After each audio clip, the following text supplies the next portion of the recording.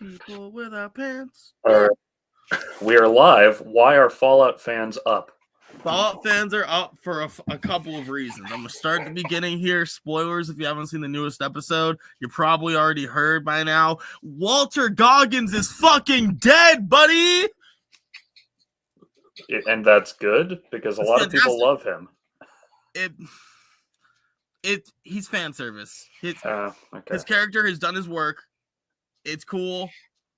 He's gone now. We can focus on what we need to have, which is protagonists experiencing this world without a bunch of preconceived notions. Linda Carter is going to be sad, though. I mean, tell Linda Carter there's more opportunity to have a personal shoot in her bedroom. You know what I'm saying? Like, true. I mean, we have gotten to the crux of so many things we've been talking about for a while now. So on and off stream, you've heard me bitch about how no one understands casting anymore. Yeah. And everyone's like, oh, they recast the character. So we finally got the answer. Damn it. I was trying to see if Walton Goggins is still alive, or not still alive, if he's still married. Because if he wasn't, I was going to say, like, hey, Linda Carter, he'll probably fuck you. Linda Carter, he'll smash. Yeah. But, so we finally got the answer as to why two people have been cast as the same dude. Okay. Howard Hughes style body double. Oh, nice. It's glorious. It's everything I wanted. I'm happy. So was it, like, really obvious it was the same actor, or was it, like, a disguise type of thing? No. So, okay, so there's the actual guy, Robert House, who... He looks like the character, but you know he has some decent sized cheeks. He just kind of looks like a dude. And then they literally cast another guy as the handsomer version of him. Okay. And then he does all the interviews. He meets and greets with people at all these events. He's playing him and has been doing so for 11 years. Okay. Meanwhile, real Robert House never does anything because he doesn't want you to ever know who he is. So they were just really lucky to have two actors who looked pretty similar to each other. I think they just they cast the first actor and then they just found a second guy to be a more handsome version of this first guy. So they cast a yassified version. Yes. Okay. Yeah. No, like he has like a bit of like of a jaw, like he's kind of Chad, like he's like. Okay. Yeah, no, check online if you want, because there's two actors now for Robert House. Because I was thinking of like that whole there's a recurring character in Brooklyn Nine-Nine whose whole thing is the fact that he looks exactly like one of the main characters. But it's not the same actor, it's two different actors who happen to look almost identical. See, I'm thinking of Brooklyn Nine-Nine, I can't think of the character. Charles. He had like a body double who. Oh yes, Charles's body double who does things for the Halloween switch. Yeah. Okay. But yeah, so we had one character replaced, or not replaced, but being played by another guy, and everyone who wants to claim, oh, no one knows anything behind the scenes, they just recast the character and use old footage. They don't care about us. They care about you more than you think. By the way, is it an intentional Die Hard reference that the main character's name is Lucy McLean? I don't believe it's intended in that way. Okay. I mean, because, like, yeah, no, Hank McLean's just her dad. I've never taken it as a Die Hard kind of thing. Okay, I was just making sure. Yeah, I think they were... Okay, have you ever seen The Founder? The McDonald's movie? No, I haven't. So there's this random speech by Michael Keaton about how you don't even understand why this matters. It's the name, McDonald's. It's American. Old Scottish farmers, and it's all thing like you don't really blame the Scottish immigrants. They're just good old American folks. So I think the McLean thing was just aimed in that vein of like the most American with a name you could get in the Midwest. Okay. Okay, so What's going these on? are the two guys. Yes. On the Okay. left, you'll see Robert House. On the right, you'll see his body double. Yeah, yassified Robert House. Exactly. Cute ass Robert House. Okay. And like it makes so much sense when you put it into this light because normal Robert House can just walk around everywhere and no one knows who he is. That's like you know those Avatar books I've been reading lately? Yes. There's a thing in there about how the Earth King sometimes disguises himself and just goes around as a normal dude because without all the jewelry and shit, most people can't recognize him. Is this the dude who has just a bear? No, this is several centuries before that, so it's one of his ancestors, but I am really, really, really interested. Does he also have just a bear? they didn't say. Because it would be kind of nice if the Earth King always just had a bear. I don't know why. Yeah, he was like he wasn't really a character much, like he just gets Oh, mentioned okay. occasionally type of thing. Like he shows up but briefly. But yeah, it is kind of funny that like, well yeah, if you don't have photographs, nearly everybody doesn't actually know what the king looks like. Yeah, I mean, like, there's a bunch of ancient stories about that. I just think it's funny with this one. He's like, no, I anticipated this. So you've never Yeah. seen what I actually look like. You see a dude who looks close enough to the child photos. You know what that reminds me? Did you ever see Terminator Salvation? I want to say I saw half of it. It's a terrible fucking movie. That's why So I saw half of it. Like, but the ending was supposed to be really interesting, but it fucking unfortunately got leaked on the internet, so they had to change it. why they have to change it? Just dive in. They could have, but it was controversial too. So anyway, so if you saw half of it, you didn't see the end. I did not. So I did not. I don't remember all the details, but I remember at the end they fight a T-800 who's a CGI Arnold Schwarzenegger because Yes. he was unavailable because he was governor of California at the time. So they CG'd Arnold Schwarzenegger in. It looks better than you'd expect a movie from 2009 to look, but it doesn't look that good. So anyway, he punches John Connor in the chest during that fight. I think he also is the one who leaves the scars on his face. I think that was the same character because we see Okay. him get the scar because John Connor always has like the scar, and we actually do see him get that scar in that fight. It's So anyway, neat. We get it. yeah. So anyway, he gets punched in the chest, and his heart is all fucked up, and he's gonna die soon. So the Sam Worthington's character sacrifices his own heart because like he happens to have the same blood type or whatever. And so that because he knows that John Connor is important to the future of the human Yeah. race and everything. So what it was supposed to be was that no, he's fucked. They can't save him.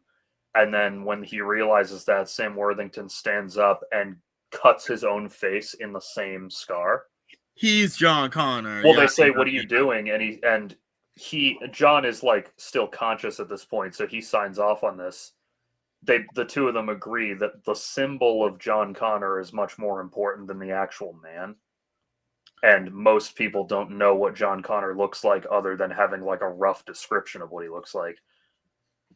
And I mean that's still not great, but that's more interesting than what they were forced to go with because of the leaks. Yeah, that's not a terrible idea. I mean the I'm movie's gonna fucking throw this out awful there. for other reasons, but Anytime I hear John Connor's name said like 3 times after each other, all I can think of is Step Brothers. Because I just replaced John Bonham with John Connor. John Connor's playing Moby Dick for real. I don't know if I need to watch it either as a child or stoned, but I watched it neither, and I was completely fucking unamused by it. No, you had to watch it 13. Like you had to watch it Okay. at 13. Like watching it stoned now is kind of fun, but it's not the same. Like it's the motherfucking Catalina wine mixer. Yeah, that was It just funny. won't sell. It just won't sell. That was funny the first time they said it, and then they said it 50 more fucking times. Because it's the Catalina motherfucking wine mix. Yes, like it's Okay, cool. That was funny the first time. Tell another joke, please. Also, it was really pissing me off the whole fucking movie that Mary Steenburgen is supposed to be Will Ferrell's mom, even though she's like less than a decade older than him. And it wouldn't be so bad if he was young, but she says, I have a son who's 40 years old. And I'm like, so you had him when you were 10? I'm going to make this as easy as I can. Okay. This is America. Things happen. And as for why the age difference exists as adults, he has money. No, I mean, that's not like the problem. It's weird that like they were presenting Mary Steenburgen, who was like maybe 50 at the time, as being old enough to have a 40-year-old wolf son. Hunters like that. Well, I'm not saying she's ugly or anything. I'm saying the opposite. You could like ID a MILF with expert accuracy that is not assumed to be the audience's purview. Well, I'm just trying to do the math. Like, how old was she when she had a son then? Was she like 10 years old? This is America. I mean, that does happen, unfortunately. That's what I don't know what to say, as much as like, yeah. The youngest woman to ever successfully give birth was 5. That's not a woman, but I well, hear that's what I'm, yeah. No, I just know. So Fallout. I know. I don't care. I don't care. We're going back to Fallout. That's fair. Speaking of getting punched in the chest, bro, Walter Goggins took a fucking power fist and sent him out a window. And speaking of fisting, okay, the greatest character in almost all of Fallout lore has returned. You might be catching on because I told you months and months ago how they were going to do this right if they were going to do this. Remind me. So, Fallout New Vegas is a fucking old game. It's like 15 years old now. Okay. There's this one random fun side mission where... So, a big part of New Vegas is some of the real-life businesses that still exist. Like, the Wrangler. The Wrangler Casino is in outskirts of Vegas. You can look into it, yada, yada, yada. Fun times. So, this casino hires our main character to get some new adult entertainment. Your character has no name, right? Your character is the courier. Okay. Yeah, okay. Yeah, he has a title. He doesn't have a name because his name's irrelevant to this conversation. Yeah, because Fallout's an RPG, so. Yeah, exactly. Fallout's like a good RPG. He doesn't have a name, bro. He has a title. And so you are hired to get 3 new adult entertainments. 1, being a ghoul. Some people are into that. Another, fuck, I forget the second one, actually. Oh, no, I remember. The second is a famous dude. Just a random guy who sings that you can find early in the game, hiding in a motel. Okay. And the third is the most important thing ever. It's a robot. Now, do you want to know what this robot is? I mean, you're going to tell me, so yeah. He is the fully integrated security technological officer.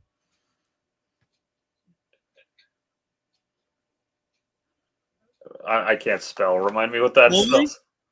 Integrated security technological officer. Fisto? Fisto, baby! That's Fisto. So not Kit Fisto from Star Wars. No, it's a robot who says, quote, please assume the position. Okay. I didn't realize that was from something. Oh, yeah. Well, I mean, I don't think it was the first time this has ever been a thing. It's like an old college joke. Assume the position. I don't think he wrote this. But, point being, it's a robot who just sticks his giant fist up your asshole. And that's great. I love him. We all love him. We all work very hard to make sure we get Fisto, and you probably spend the 100 caps at least once. Know what I'm saying? So, yeah. This episode was great because we just have this random character that we know is the snake oil salesman sitting with a robot, and I'm like, come on, please. Come on. And the robot just introduces himself as Fisto. And that's the whole scene. Okay. And that was all we needed. No, like we are eating well, bro. We have robots sticking whole ass gloves up your asshole. We're getting rid of Goggins, excuse me. We have like actual lore questions being explained.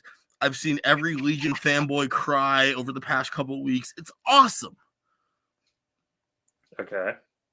I love seeing fans suffer. That is, I will admit that I do agree Like, there.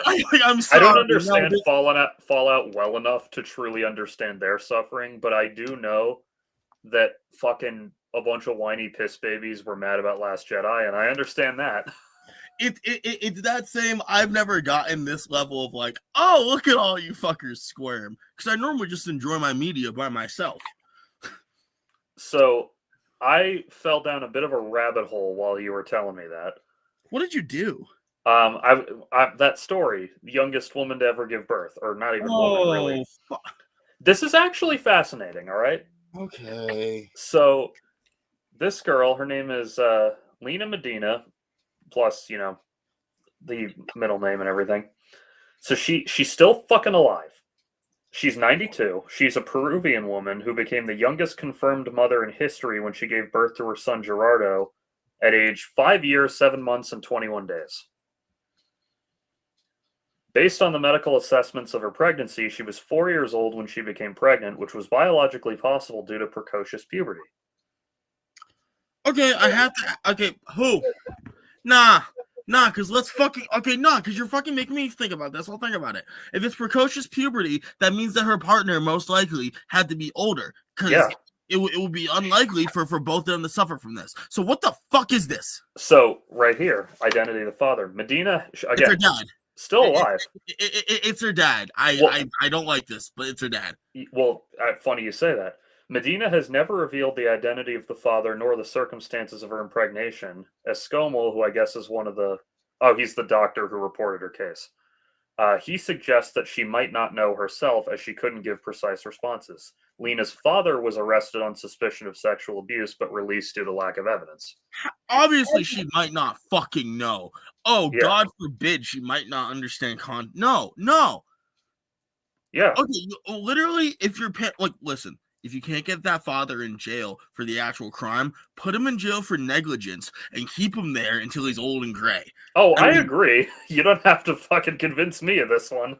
Well, you made me think about... God damn it. Anyway, she just had like a regular ass life. Like, she's still alive. She didn't. No, after that, I mean, like.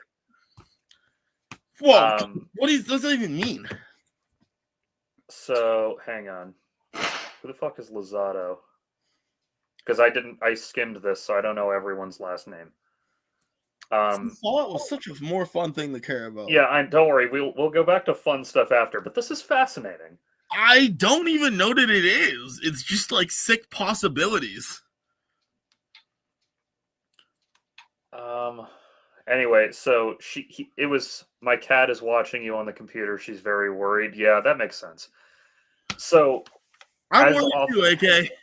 As often happens with these cases, he was initially raised thinking she was his older sister and then was told the truth later in childhood. Same thing happened to Jack Nicholson, actually. Jack Nicholson was the product of a teenage mom, so they pulled the, it's your older sister bit. I mean, how was the baby even born healthy? I don't know. Like, I hate every part of this. Oh, it was a C-section. That's how. Okay, but I hate every part of this. Yeah, surgery performed by, again, I don't know who Lozada is, but who the fuck is Lozada? God damn it! Did I skim the wrong goddamn part of this article? It was the doctor. Okay, the doctor was the one who did it. They call him his last name because they named the baby after the doctor. So there's 2 Gerardos in the story. Oh my god. Oh my god. This is oh my god. So anyway, he eventually took custody of the baby, like for a while anyway. And he employed the girl Lena at his clinic in Lima. There's a lot of fucking anyway. A lot of this shit rhymes, and it's annoying, and I'm just gonna say, if I was in my Trey Parker mood, I'd make the Helen Keller musical about this, but Yeah. this is terrible, and I can't do it. Anyway, Gerardo grew up healthy and died in 1979 at the age of 40 from bone marrow disease. In young adulthood, it works as the secretary, which gave her an education, helped her put her son through high school. She married and had a second son in 1972. In 2002, she refused an interview with Reuters just as she turned away many reporters in years past. Yeah, she doesn't want the truth. It's the dad. I don't give a fuck. Prove me wrong. Like, that is a distinct possibility. It's a plausibility, bro. Why is she so against the truth coming out if it wasn't something shameful? Well, she might not even. Again, she might not even know. So okay, but then why would she deny an interview with goddamn like Reuters? Like, this makes no sense. True. I mean, maybe she just wanted a normal ass life. I don't know. He's never gonna have a normal ass life. No one who gets a first place statistic for this kind of thing ever lives a normal ass life. Usain Bolt ain't living a normal ass life, bro. I don't give a fuck. Like, what is this? By the way, do you know Usain Bolt had like a slight growth fuck up on one of his legs, and he's like a half-inch shorter on one leg than the other? Are you telling me that Usain Bolt is technically Usain Bolt is handicapped and technically could be faster? It's not so much that he technically could be faster, though he probably could. It's that he did all that crazy shit with a slight deformity. Yeah, no, he could be faster. He could be greater. Yeah, maybe. Or maybe he was worse. I don't know. Maybe his style. I mean, what shit does Martin Sheen ever do it? What shit does Martin Sheen have on his arms? I don't know this one. I think the one longer than the other thing. Oh, yeah. So anyway, on the subject of crazy births, we also have the oldest woman to ever give birth. Okay, this is a story I can now. Okay, we can turn back to gilfs. Okay, gilfs. Yeah, one arm is longer. Okay, thank you, AK. So Eramati Mangama, born 1944 or 5, is an Indian woman who currently holds the record for having given birth at the oldest age, at the age of 74. Gave birth to twin girls on September 5th, 2019.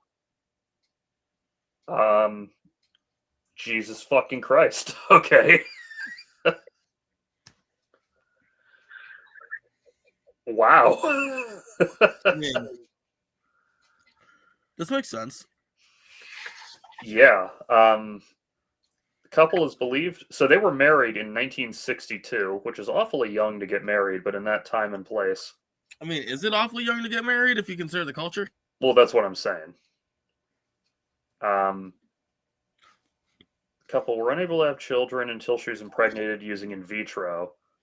Also C-section. She became a mother 57 years after her wedding. Raja Rao, her husband, died from a heart attack the following year at the age of 84. Well, yeah, he has children to care for all of a sudden.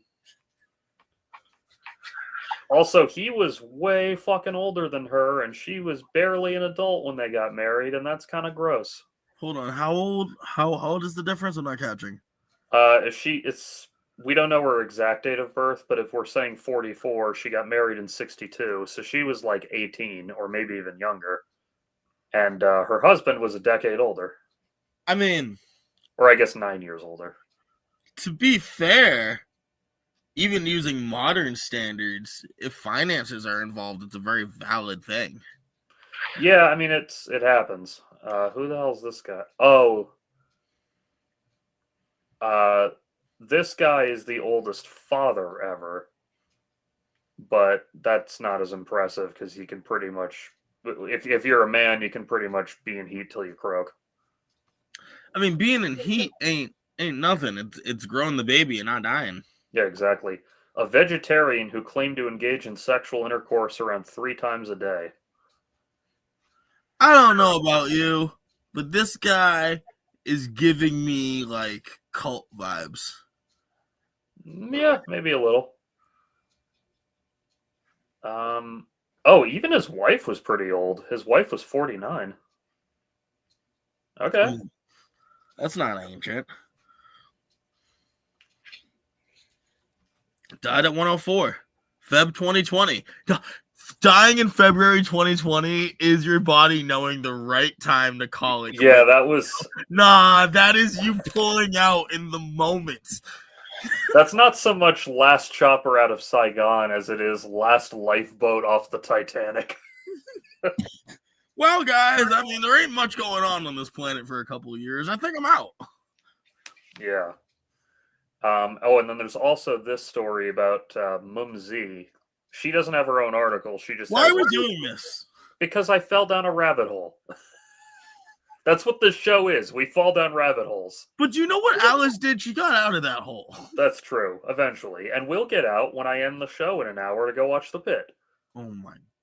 That's why I'm not stoned Thank God, you're going to leave the depressing content about medical anomalies to go and watch the depressing content about medical anomalies. Hey, The Pit is only sometimes depressing. A lot of the time it's not. In fact, it's even funny sometimes.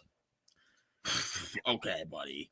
Anyway, this woman, Mumsy, was a Nigerian girl who's said to be the youngest known grandmother in history at 17 years old. And the circumstances behind it are fucking sad. There's slavery. Yeah, basically. Harem of the island's ruler. So let's take slaves. Let's take weird genes. Let's see how often we can combine it. Cool, we're breeding human beings. Awesome. Fun. Wow. Yeah. Cool.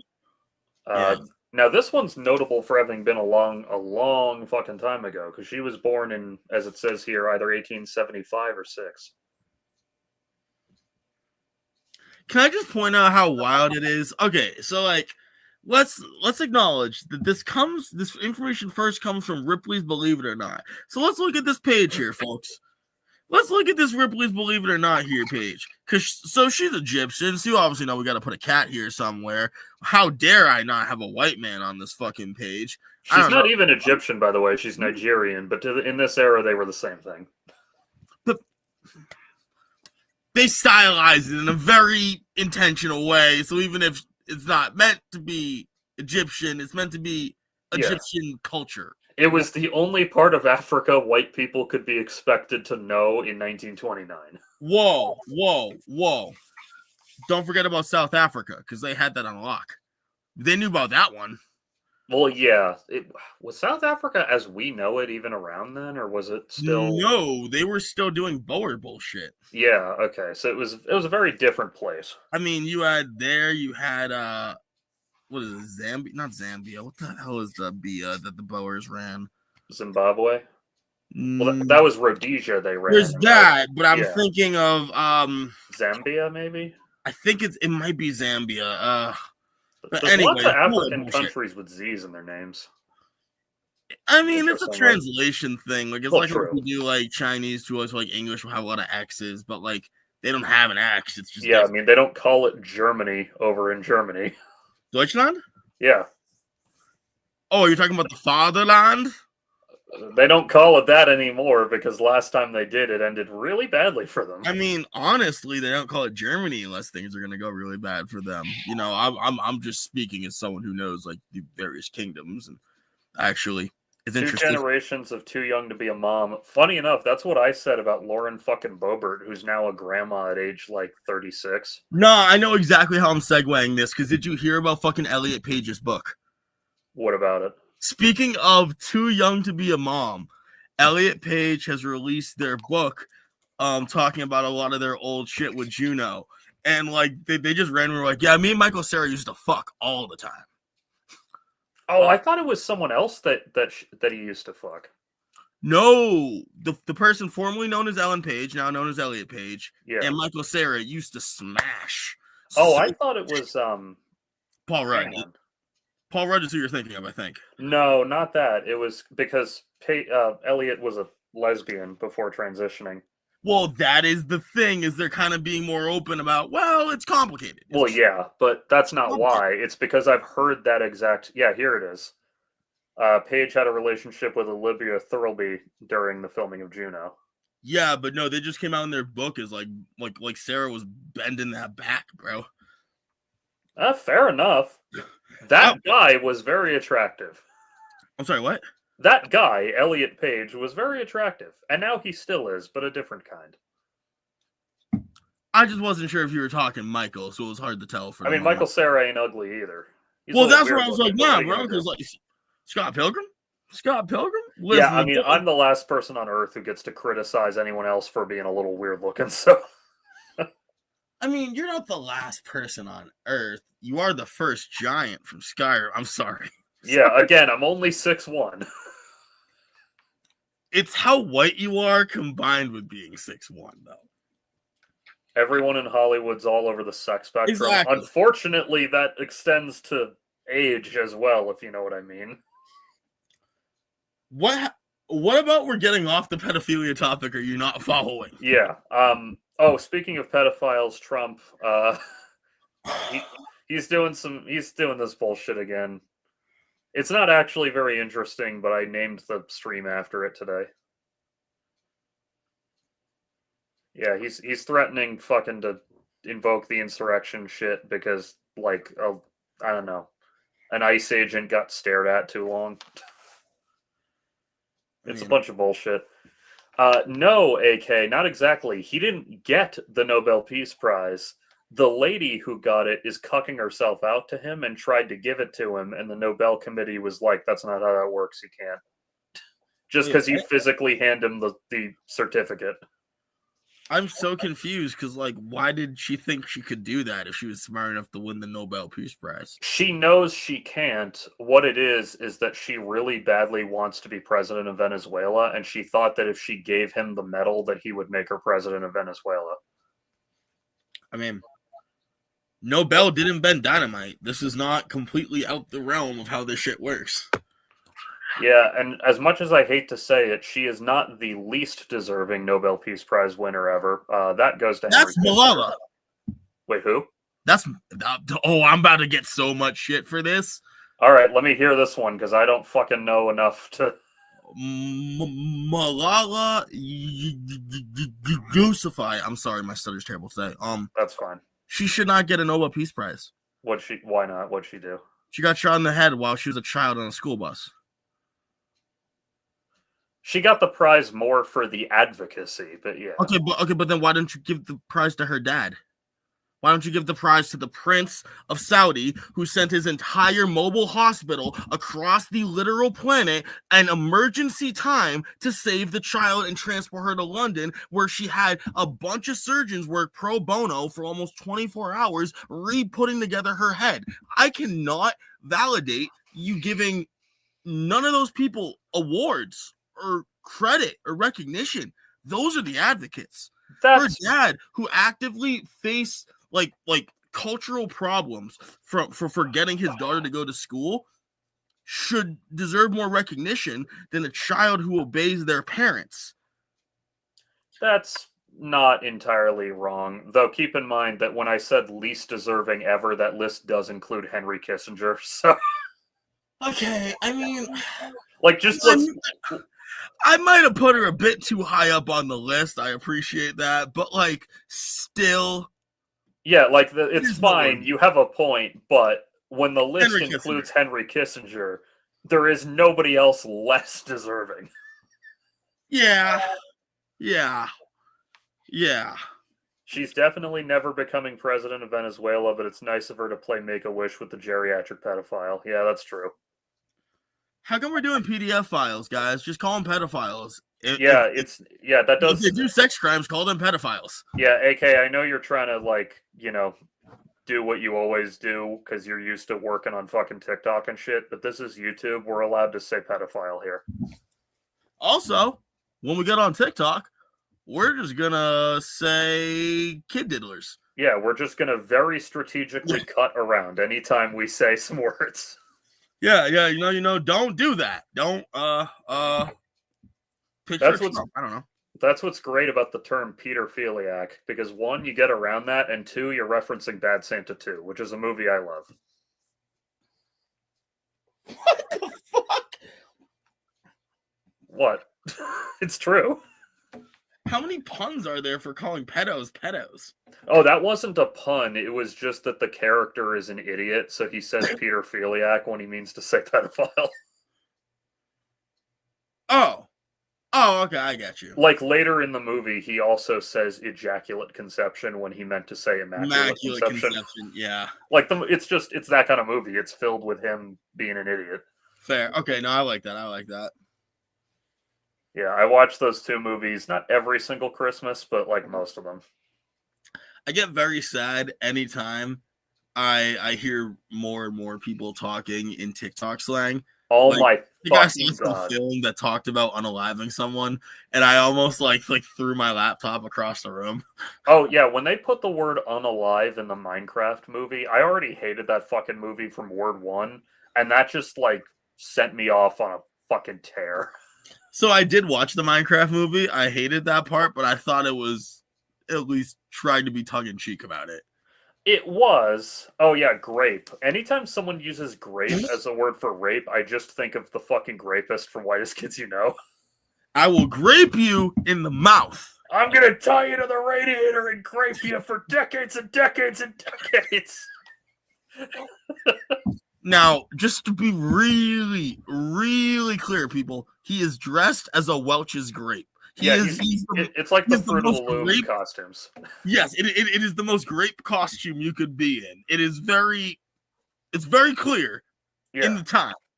Yeah, the whole skit is about how the guy making the ad is completely oblivious to how it sounds. Yeah, your shirt is not looking great on you right now, my boy. Oh, yeah. Here, can I make the screen big? Yeah, no, you just kind of wanted to like make sure you gave a little like what's going on here. Yeah, anal. All Nazis are losers. For the record, my fucking grandma, that's not the one I wanted. There we go. My grandma saw this shirt and just goes, my 87-year-old grandmother. Well, I mean, you mean a person who was old enough to know about the consequences of dealing with Nazis. Oh, God, is it just me here? Well, folks, it's just me and you, so you know what that means. Absolute party time. Someone raise the music. I'll go get the drinks. It's about to be hectic. Who's got the cheese dip? Is he coming back? I don't know. Apparently he's here with his screen, just not him. We cannot see you, my friend. Something's being controlled, but I could just assume it's the government at that point. Yeah, sorry about that. I fucking I moved my arm wrong and my mic got unplugged and I put the whole fucking thing into a tizzy. No, that's hilarious. I just very much enjoy when I can see you doing something. I don't know what you're doing. Like, okay. Now that happens. Like this setup is really delicate because I had to thread everything through a fucking dock, and so if the dock gets like jiggled, that happens. I fucking hate when my cock gets jiggled. Yeah, me too. My grandma is indeed from a generation where hating Nazis was uncontroversial. Yeah, exactly. Like she went, oh, Nazis? Those are bad people. Very simple. Yeah, I mean, her dad, luckily he didn't see combat, but he was in the army. Like, he was...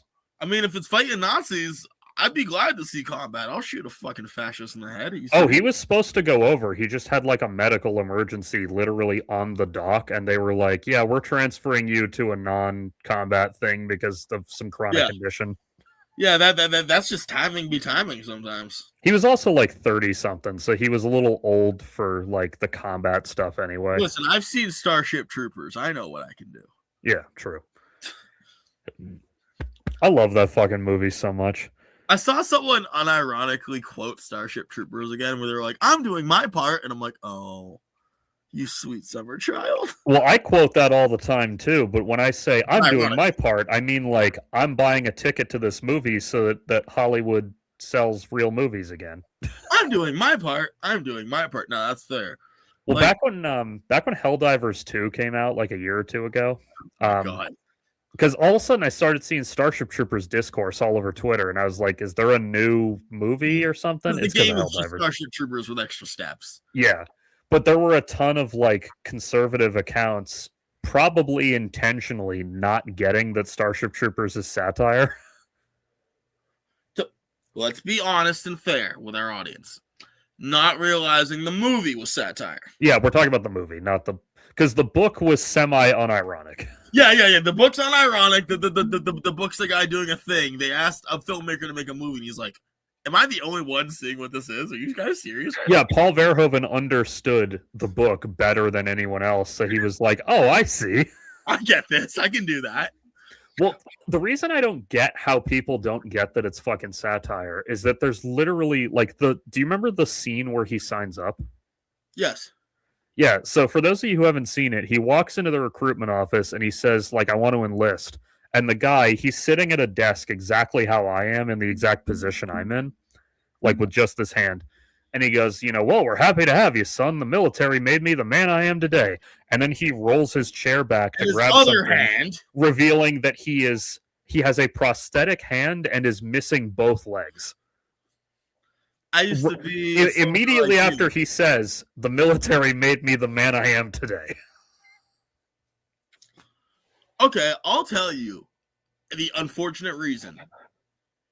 If you do anything using Roman allegory about how citizenship works, anyone on the right just loses their logical sense and just goes, "Oh yeah, no, that's right. Yeah." I have to push back on one thing. Anyone on the right doesn't have logical sense to lose because they're on the right.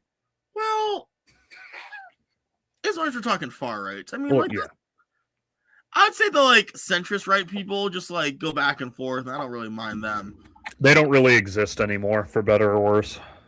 They do. They just flip-flop and call themselves libs nowadays. Yeah, like the Tom Clancy type Republican, that pretty much has been subsumed.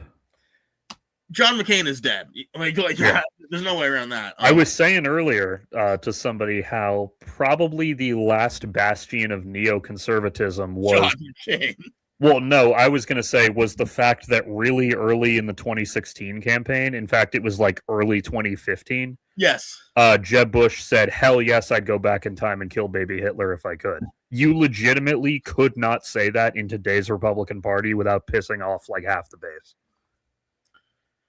I mean, sure, but you couldn't say Ronald Reagan's speech about accepting immigrants. You couldn't make D. Eisenhower's speech about reducing spending on the military. There is recorded history of this. Oh, yeah, but none of these people know that or believe in anything, really, so. That's not my problem. Fuck you. Fuck you. I would like to lose 67% of the voters, and yes, I'm saying it that way on purpose. What is the other number? Is it 47? Well, there's 420, there's 69. Those are the only numbers I recognize. I'm talking about the number that Mitt Romney used to talk about black people. Yeah, it wasn't just black people, but but you know what I mean. It was definitely implied. It was heavily implied. Was it 47? Yeah, it was 47. He also, by the way, in that same speech, claimed that 47% of Americans pay no income tax. Yes, and the implication of these two statements matching up is not an accident. Yeah, and also it was weird too because it was a closed door function. He knows he's lying, and the guys he's talking to also know he's lying. So I don't know why he bothered saying it. When it comes to Mitt Romney, that just cracks me up. He's very old. He's not very old, but he's 70-something now. He's been a Mormon for a long time. Yeah, I think he's been Mormon his whole life. Well, yes, he has. Now, thank you, Trey Parker, for making it really easy to identify some things in the Mormon church with a nice musical. Because in 1978, God changed his mind about black people. He did? How old was Mitt Romney in 1978, buddy? 30. Okay. Actually, no, I know the answer. I only know 30-year-olds who have completely changed their mindset on something that they have felt their entire lives ingrained deep in them. You know how I know for a fact that he was 30? I remember why I put it to memory. So, for context, everybody, 2012 was the first election I was old enough to really pay attention to. Oh, so you just counted how old he was? No, I developed a passionate, seething, fucking vitriolic hatred for Mitt Romney that has never faded. So in 2012, 15-year-old me was looking for any reason I could to hate Mitt Romney, and there are many. And one of them was the fact that they asked him in one of his personal interviews, what are some of your favorite songs? And he had a couple. And one of them was December 1963 by Frankie Valli and the Four Seasons. What? Yeah. Oh, What a Night is what it's commonly Oh, known as, even though that's not. We're back in 63. Yeah, no, I know Yeah. the song. So I looked it up. He was about 29 to 30 years old when that song came out, and I was like, you are full of shit, bro. I'm not saying that you can't like a song that came out when you were 30, but nobody's favorite song came out when they were 30. That is the most pessimistic shit I've ever heard, and I actually hope you're wrong. I really hope you're wrong. I mean, yeah, some people are, but like your favorite song ever, chances are, is a song you heard when you were pretty young that had some kind of impact on you. I don't know, because sometimes you just keep encountering good shit. I mean, yeah. For example, Sure. I encountered a great movie today, and I'm putting it up there as one of my favorite movies, actually. Yeah, but one of like he's talking about Begonia. He was telling me earlier. Would you say good. Begonia So good. is? I'm sure it is, but would you say it's your favorite movie you've ever seen? Probably not. Okay, but I'm gonna be real with you.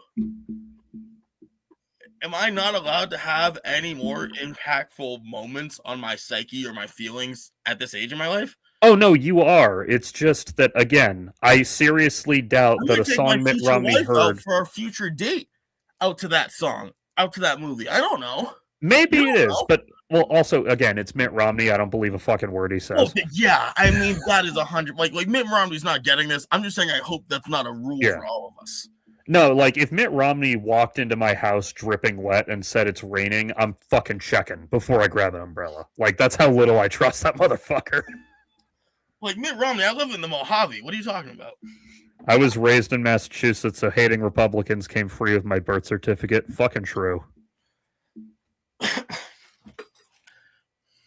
Ugh. Anyway, do you want to talk about Begonia or? Sure, dude. Oh my god. Oh my god. I haven't seen it yet. I know the premise. I'm gonna be very careful then because I am not gonna ruin this. I have seen Poor Things, so I have like some sense of what the director is like. Tell me what you think's gonna go on, and then I'll respond. Because there's something based off what you said to me earlier that I'm like, I know that Emma Stone is like a tech CEO, and that Jesse Plemons and the other guy kidnap her because they think she's an alien. That's. Do I need to, okay. I know Stavros is in it as like the cop or whatever. Okay, fuck. I'm just gonna say something here. You're already assuming something of a narrative with who's telling the truth. Yeah. Okay. This movie does a very good job of every time I thought I was like, so I think I get it. It was like, but do you? Or are you using flawed data? And Hang on, I'm just throwing Begonia on my thing right now. There we go. I still need to see Kinds of Kindness though, so I'm gonna see that first, but then I'll watch Begonia. Fair. I just had a couple different moments of this where I was like, wow. One, your shots are really great. Two, you're trying to imply a lot of things to me. Three, you're putting in like red herrings on purpose, and like you're doing it while staring me in the face. I love when they do that. Yeah, I mean, hell, not to jump around again, but that's why I think this season of Fallout is so great. You labeled a dude as stranger, and then now you're just like, oh yeah, nope, the other guy's a body double. That is pretty funny. I love that. No, I fucking love that because we've been arguing with each other on the internet for a month now. To be clear, Robert House is from the games, right? Yes. Okay, because I've seen memes of that guy in like animated form, and I was like, okay, I thought that was the same guy. Yeah, so Robert House is from the games. He's essentially take Howard Hughes, take Walt Disney, and then take Tesla, and then have them do a fusion dance at the same time. Tesla, the actual scientist, not the shitty company named after him. Like the weird robot guy, like specifically him. Because he's weird. He thinks in that, like, I don't know if I want to call you inhuman way, but yeah, I breach on the subject occasionally. And yeah, no, you meet him in the game as a robot who's lived in a computer for 200 years. Yeah, I always forget Fallout takes place in like 2400 or whatever. So, oh no, the bombs dropped in 2477, and then we got like 200 years after that. Oh, I thought that the bombs dropped in the 20th or the 21st Actually, it's century. 2277. Yeah, no, I'm fucking it up. Yeah, sorry. Okay, because I just read the 2277. Wikipedia thing and the show said the Great War of 2077. Is it 2070? Sorry, I only remember the 77 part, and I always fuck up the first part. Okay, it doesn't matter. It might be 20. Yeah, that makes sense.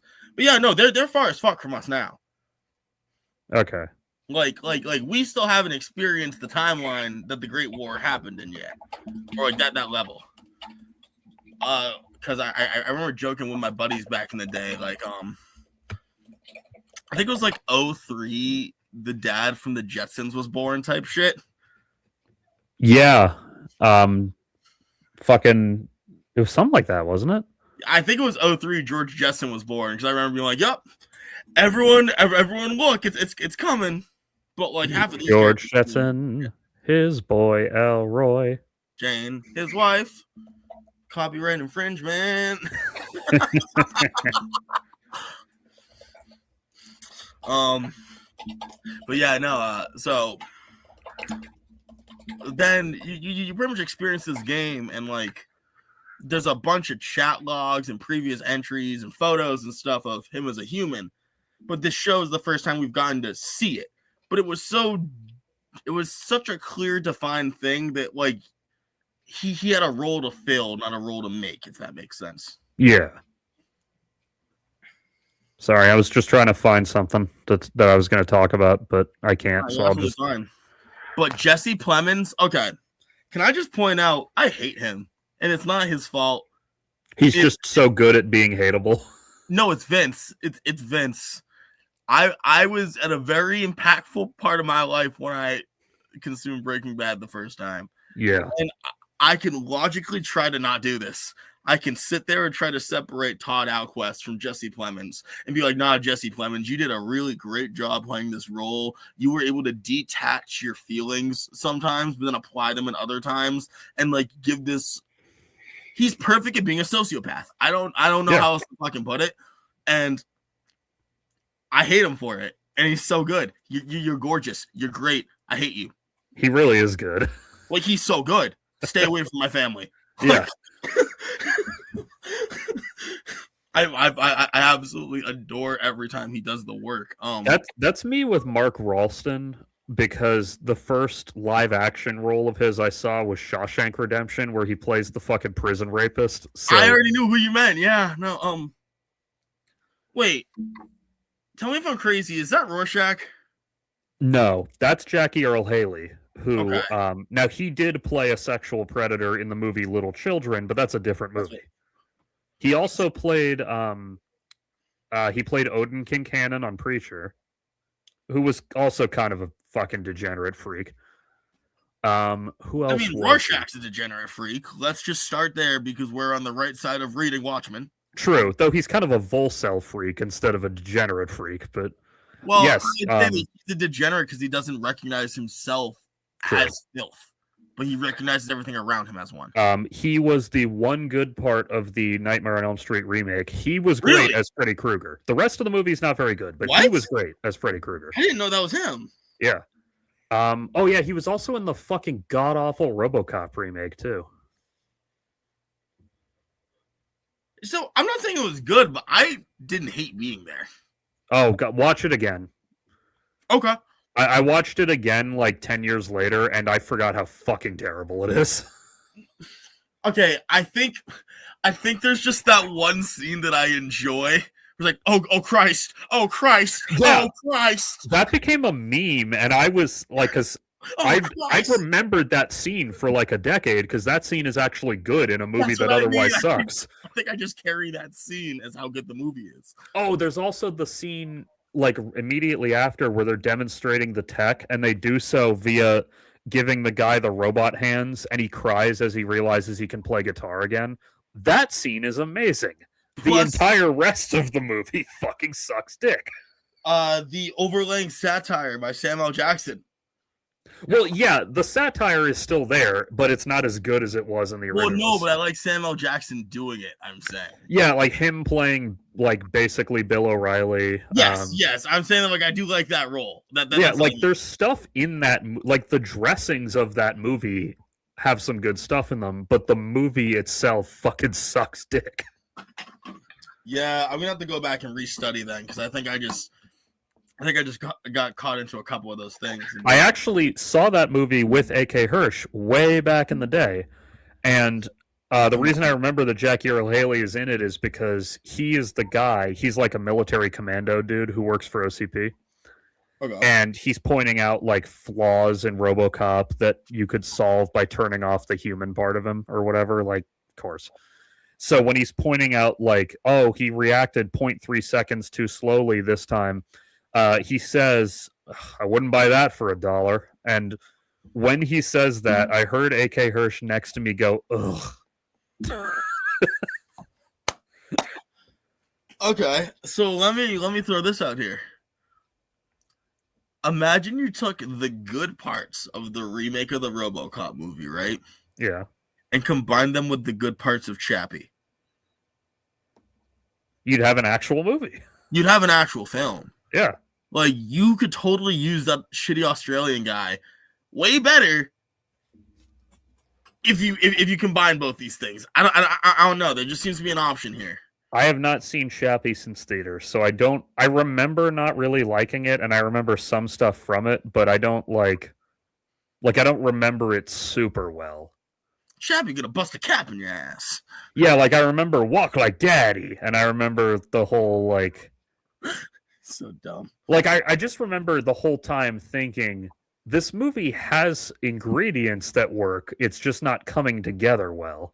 Oh, also, how do you say that band's name? Actual question. I'm not making a bit. How do you say that band's name? Dientword or something? Is it Die or DA? I don't know. Dientword? I don't know. I don't know, and I've always been really frustrated by this because they're from like New Zealand, and so it can be either way. Didn't one of them do something fucked up? I feel like one of them got caught. The guy from Diantwood is like a sex pest. Yeah. Oh yeah, I remember that, transferring consciousness using a bunch of fucking PS4s. Yeah, dude. Yeah, it was great. I remember the trailer for that movie way better because the trailer made it look really fucking cool, which is why I saw it. So I also rewatched Solar Opposites lately. Nice. So and if you're like, where is this relevant? I was reminded that they have the Chappie Rappy. Oh yeah. All right, what did this guy? Yeah, okay. One of the guys in it is alleged to have. Chappie doesn't have a soul, so he can't go to hell. All he does is hang out with Dev Patel. It's the Chappie Rappy. The Chappie Rappy. Why do I remember that? So the allegations about him aren't really that he like did anything sexual as an adult. His allegations were that hang on. The allegation was that he was like basically a piece of shit to his adopted kid. Okay. Hang on. I'll put it on screen if you guys want to fucking read it. It's not. I mean, it's kind of interesting. It's not want to read here. We actually have an audience that reads. True. Yeah, so he was just like a fucking psycho to his kid, I guess. Damn, I gotta kind of say, Puff the Magic spelled like that is kind of a fire name. Well, yeah, that was before he. This is what I do when that happens. A fire name. I convince myself that this was before he went crazy. Look at this. What do you mean? Before someone like that went crazy, he looks like the character Leonardo plays in Blood Diamond. What are you talking about? He really does. He really does, man. Where's the Antword? Where is the Antword? Yeah, I actually haven't. Well, I've seen that movie, but I saw it in college. Like I saw it in an English class, actually, for some reason. Nah, I had I back in high school, I was a bit more of a terrible person. So I had a good buddy of mine. I'm not gonna dox him on here, but He was from Ghana. And so me and a bunch of my buddies used to just say Blood Diamond quotes to him occasionally. It was absolutely terrible. I mean, granted, he would say some foul things as well. So like it all evened out. It was high school back in the 12s. But like I do remember that at the time I saw that movie, the Supergirl TV show had just started, and the guy who plays Martian Manhunter on that was in Blood Diamond when he was way younger. Not that guy, no. He was a minor character. What's his here? Okay, there's just this. Okay, you see, it's been a while since you've seen this movie, so I'm gonna remind you. There's this one scene in Blood Diamond that is so fucking funny, bro. This guy is the guy who plays Jean on Supergirl. Yo, why does he look like Sidney? Like, dude, it's Sid P times 2. The better question is why his American accent is so good that his real accent sounds fake. Oh, wait, isn't that also the fucker from John Wick? No, that's a different guy. The fuck is Lance Reddick? That's a different guy. Okay. Though in this outfit, he does look very, very similar. Yeah, no, that was like, is that the fucker from John Wick? Yeah, he was actually really good in Supergirl. That show definitely had its issues, but like he was fucking great for its entire run. I don't really think I saw much Supergirl. It's like I said, it's a fucking superhero show on the CW, so it's got its limitations. But it was well cast. Speaking of John Wick, have you ever heard that theory about how each John Wick movie is a stage of grief? I've heard that it's less of a theory and more of a mode of analysis, but yeah. Fair. Okay, fair. Also, AK Hirsch, I disagree. I would not put Supergirl in mid to bad. I'd put it in mid to good because it does really have its fucking moments. I mean, how much does a show have to fail for it to be a bad show? Well, yeah, that's the thing. Like The Flash actually did decay in its later seasons. I just don't support any show that steals Static Shock's startup. Oh, yeah, the particle accelerator, yeah. Oh, look, it's a storm that gave a bunch of people science and electrical-based superpowers. That's not Static Shock, totally. To be fair, Static Shock didn't invent that concept, but... No, Static Shock is Static Shock, so... Yeah, it is a great show. The comic it's based on is also pretty good. Oh, it's fantastic. I think I was just mad because I'm like, oh, I can't get more Static Shock content. That's too much for you. But low-key reusing storylines for Barry is fine. Barry, of all people. Yeah, I mean, that's Barry fair. doesn't need that. That's wasteful. That is wasteful.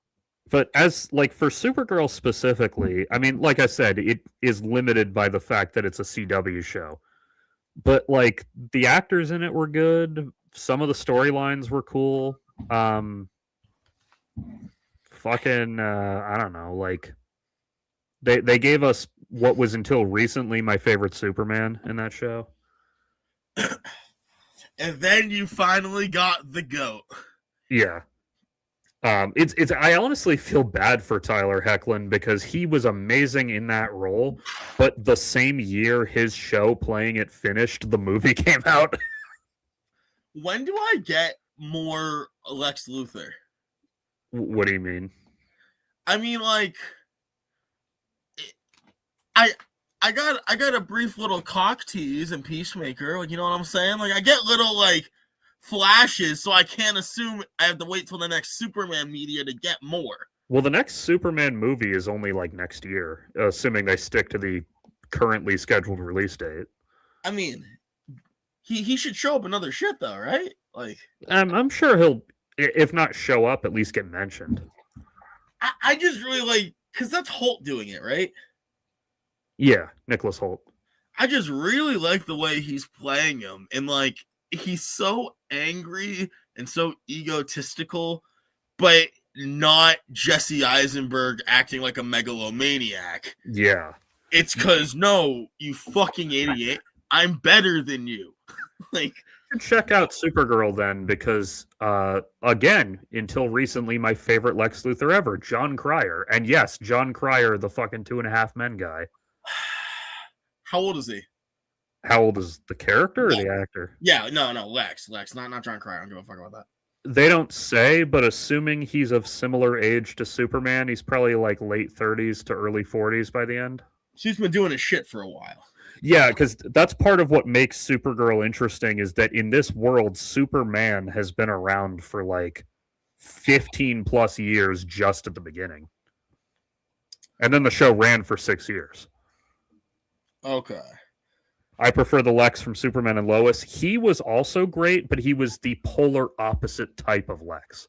Could you explain a little more for me who doesn't exactly have all the context? So John Cryer plays Luthor in like a sort of traditional way as like the businessman turned mad scientist. Little bit of Gene Hackman zaniness in there. It's overdone. It's hokey. Well, that's the thing, is that at the time it wasn't quite overdone because we were coming off of Jesse Eisenberg. I feel like Jesse Eisenberg was trying to do the right way. He just didn't do it because it's not a good casting choice. I like Jesse Eisenberg. That's just not what. Okay, Jesse Eisenberg was cast for that. Let's talk about the real thing, because he plays a real life person who is often compared, but is not in any way the same as Lex Luthor. I of course am referring to Bark Huckerberg. Do keep in mind that at the time Lex Luthor first showed up on Supergirl, we hadn't seen a Lex Luthor in a movie that didn't suck shit since the early 80s. Oh, Jesus Christ. Actually, no, that's not true, because the 80s version of Superman 2 fucking sucks. I don't know, but why can't I take my voice acting Lex's as at least a blueprint? Well, yeah, true. Well, that was kind of the thing, was that he was playing sort of a Superman animated series style Lex Luthor, with the zaniness turned up a little. I don't think the zaniness should be a thing anymore. I think the zaniness is like some fucking Batman climbing up walls of Adam era. Like, we don't need that. Maybe I'm describing it wrong. Not zaniness, more just like he's not completely cold and calculating like animated Lex Luthor. He wants to be, but when he gets pissed off enough, the emotions start coming out. Yeah, I like an emotional Lex. You would be best to tell me what I'm thinking of right now. That thing where Soups is about to die, and so he's trying to take care of a bunch of things right in the end. All-Star Superman. Thank you. You already knew exactly where I was going. And like Lex has this moment where he has like a serum, starts like a long fight, yada yada bullshit. Has this whole speech to Superman about, why can't you go away so I can solve the problems that we're dealing with? And Soup's like, you don't care about any of that, you fucking asshole. Yeah, you could have saved the world decades ago if you actually cared. If you wanted to, you could cure cancer yesterday. You choose not to. You fight with me every day. You're a bitch. So and Lex just has this moment of like, fuck. So that's how John Cryer played it. Was kind of like that, like especially in the series finale when he's just finally fucking had it with everyone's bullshit. He basically turns into Lex Luthor, who's like that. So he like breaks, but is he normally unbroken? He's normally fairly stoic, but when shit starts going bad, the emotions will come out. And he did a really good job of doing that thing where like he'll let a little tiny bit of the anger creep into his face, but then he keeps it under control. That is I think the best Lex Luthor can be is when Superman, being a non-human, makes him question his humanity. Yeah. So then I actually, the one thing I'm really mad about is that the Supergirl show had the perfect Superman and the perfect Lex, and I don't think they ever actually interacted. That's really funny. I think they briefly did in the Crisis crossover, but it was less that they interacted and it was more that they happened to be standing in the same room. And it's like Lex? Yeah. Soup. But then so when they did Superman and Lois, initially, like they kind of marketed it as a spin-off because it had the same actor for Superman and Lois. Okay. But then during production of the first season, they realized it was way easier to just make a clean break. So they did. And they confirm later on, like, yeah, there are alternate worlds full of heroes, but on this one, we only have Superman. Huh. We're not dealing with that. Well, yeah, because they didn't want to deal with, like, oh, where the fuck is the Flash when this is going on and all that shit. So when they finally brought Lex Luthor in at the very end of season 3 and then into season 4, they decided to go with a different version, and they cast Michael Cudlitz, the guy who played Abraham on The Walking Dead. Hold on. Abraham. The red-haired army guy Yes. with the mutton chops. Thank you. Okay. Yeah, the one who the one who is totally not closeted gay. Yeah, basically. Yeah, the way they play that character, he's totally not closeted gay. No, of course, no, definitely. So he's Luthor, and this version goes the complete opposite direction and almost makes him like a thug who happens to be a genius. I love that. Because we find out all about what? What the fuck is that movie where Tom Hardy plays two London brothers? I never saw it, but I know, yeah, that one. So he's like both halves of the guy in Legend. Well, he is the head of LexCorp and everything. But exactly, as A.K. Hirsch is pointing out here, he almost seems to hate Lois more than Superman. Or at least his vendetta is with Lois. Because, so, again, this takes place 20-something years into Superman's career. Okay, and this is what show? Superman and Lois. Okay. So, like, this is them in their early 40s. They have kids. You have kids. Yeah, they have 2 teenage sons. Oh, yes, and this is the thing you told me about where one has powers, one didn't, yada, yada. He does get powers in the last season. Yeah, but like one started off not having them, and they had to not tell him, and yada, yada. Well, yeah, Clark didn't tell either of his kids because he ran their DNA through the Fortress's computer, and it said they were unlikely to develop powers. So he just didn't tell either of them, but then one of them got powers, so he was forced to tell them both. Random food for thought, Clark. If your kids are only entitled to the information based off their genes, you're borderline eugenics. Go on. Well, that's kind of the thing. Part of the arc is realizing what an asshole he was for keeping something so big from them. It's pretty fucked. Not only their own heritage and history and everything, but also like having to lie to his kids every day for the first like 14 years of their lives. I mean, I'm more on that one because not knowing your heritage and history as an adopted dude, I'm like, sometimes you just end up that way. Yeah. But like, purposefully just being like, no, I don't know. I just work at a newspaper. It's wild. So anyway, we get all this in flashbacks to like earlier in their lives. Sure. So he and Superman and Luthor, we don't directly what? Does Superman even age? Yes, though he ages very, very well. Okay. But then near the end, I'll explain in a minute, he starts aging more like a normal person for reasons. Yada yada, radiation, yada yada, something. No, it actually does make sense. Okay. So anyway, Lex Luthor, like they have their confrontations in the past. We don't really see them. It's more of like the rivalry type of thing. Yeah, yeah. But then Lex gets implicated and ultimately goes to prison for the murder of Boss Moxie, who's like he's from the comics. He's like the head of Intergang and shit. That's what I was thinking, but I wasn't sure. Okay. Yeah, so Boss Moxie gets murdered, and Lex Luthor gets implicated and ultimately convicted of doing it, in no small part thanks to Lois's reporting. Okay. So they're like, fuck yeah, we finally got him, and he's been in prison for like 15 years at the start of when we meet him. Is he actually guilty, or is this like a frame job? That's the thing. Ironically, of all of the numerous crimes he did commit, he actually was innocent of killing Boss Moxie. How did I know? Yeah, because the villain in season 3 is Bruno Mannheim, and part of his like mea culpa and eventual semi-redemption arc in the next season is that he turns himself in and he confesses to killing Boss Moxie, which means Luthor gets out. But Luthor has been in prison stewing for 15 fucking years about how much he fucking hates Lois. And as A.K. Hirsch points out here, she indirectly led to the collapse of his relationship with his daughter. Okay, I'm not gonna go too far in the direction, but kind of sounds like he has a reason to be mad. Oh, he does, and he shows up at their fucking house. And Lois, to her credit, immediately says, look, regardless of any other issues we've had, I was wrong. I completely fucked you. I apologize. Okay, so did she make a public apology using her name? I think she did, yeah.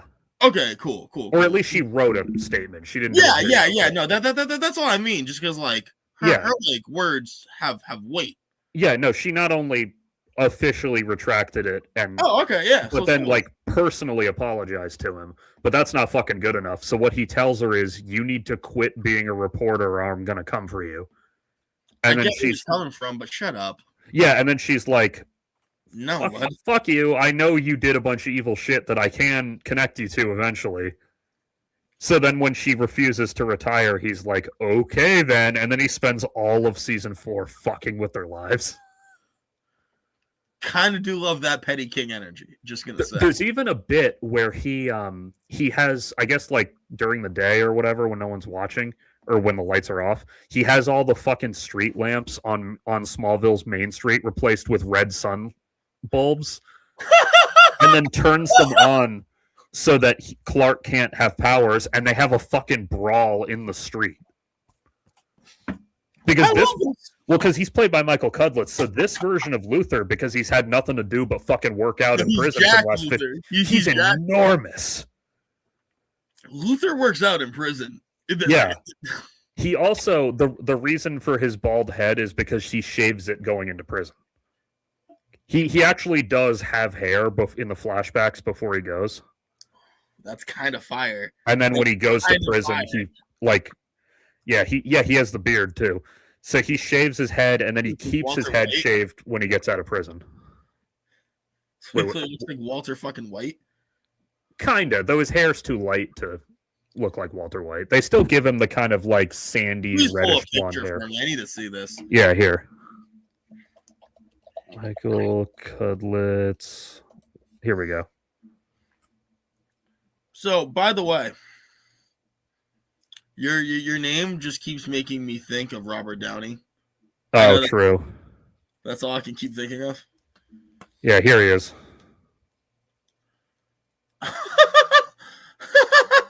Oh my god, I love it. And then this is him like a little later on in the season when he tries to like take back the legitimate side of his business. But this is him like literally got out of prison that morning. Lex Luthor will fuck you up, dude. Oh my. Oh yeah, he and Clark in that scene with the red sun lamps like beat the shit out of each other. What? Like, what? Is he trying to kill him, or is he just trying to fight him? No, he's just trying to fight him. He's gonna kill him eventually. He's not ready for that yet. He just wants to show that he can fucking beat his ass when he takes away his powers. He looks like a shaved Tim Walz. A little bit, yeah. He does. Oh my god. Yeah, so the reason Clark starts aging differently. So what happens is Lex does the Doomsday thing. Oh no. In fact, so what it is, he actually this version of Doomsday started off as Bizarro. What?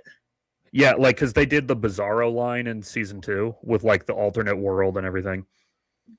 Just remind me, did someone make Bizarro, or do we just kind of pull him out? Usually he's made, oftentimes by Luthor or someone else, but that's what I thought. Okay. But no, this version of Bizarro was just the Superman of an alternate universe. Got it. And in fact, it's an alternate universe where he has no secret identity because, like, he wasn't raised by the Kents or whatever. Sure. And so the whole world knows who he is. He doesn't even have the Clark Kent name. Like he's just Red Sun, pretty much. Not even, because Red Sun, he did like have an upbringing before getting discovered by the Soviets, but like their house, instead of saying Kent on the mailbox, just says L, as in Kal-El. And so he is like a celebrity, and Lois is, and their kids are fucking celebrities. And so they're not like evil. It's just that growing up as celebrities kind of turned his kids into assholes, kind of. Like, it's no Universe X level bullshit. No, it's not like that. But anyway, like, a bunch of shit happened on that world because it's the reverse world. Kryptonite on that world is actually like a performance enhancing drug for Kryptonians. I love that. And X Kryptonite, which does something semi similar on our world, is what's poisonous to them. But wait, so the sun fucks him up? Because it's an alternate world, it's a red sun. The reds, or actually, maybe I don't know. Not literally everything's reversed, but a lot of stuff Got is. it. Okay. Which, by the way, leads to one of the most amazing scenes I've ever seen in one of those shows where when Bizarro's attacking a bunch of military guys, one of them grabs a shotgun that's loaded with kryptonite shards and shoots Bizarro with it, green kryptonite, and it embeds in his chest, and then he just looks down at it and shoves it further into his own chest to give himself a power-up. Oh. It's so fucking cool.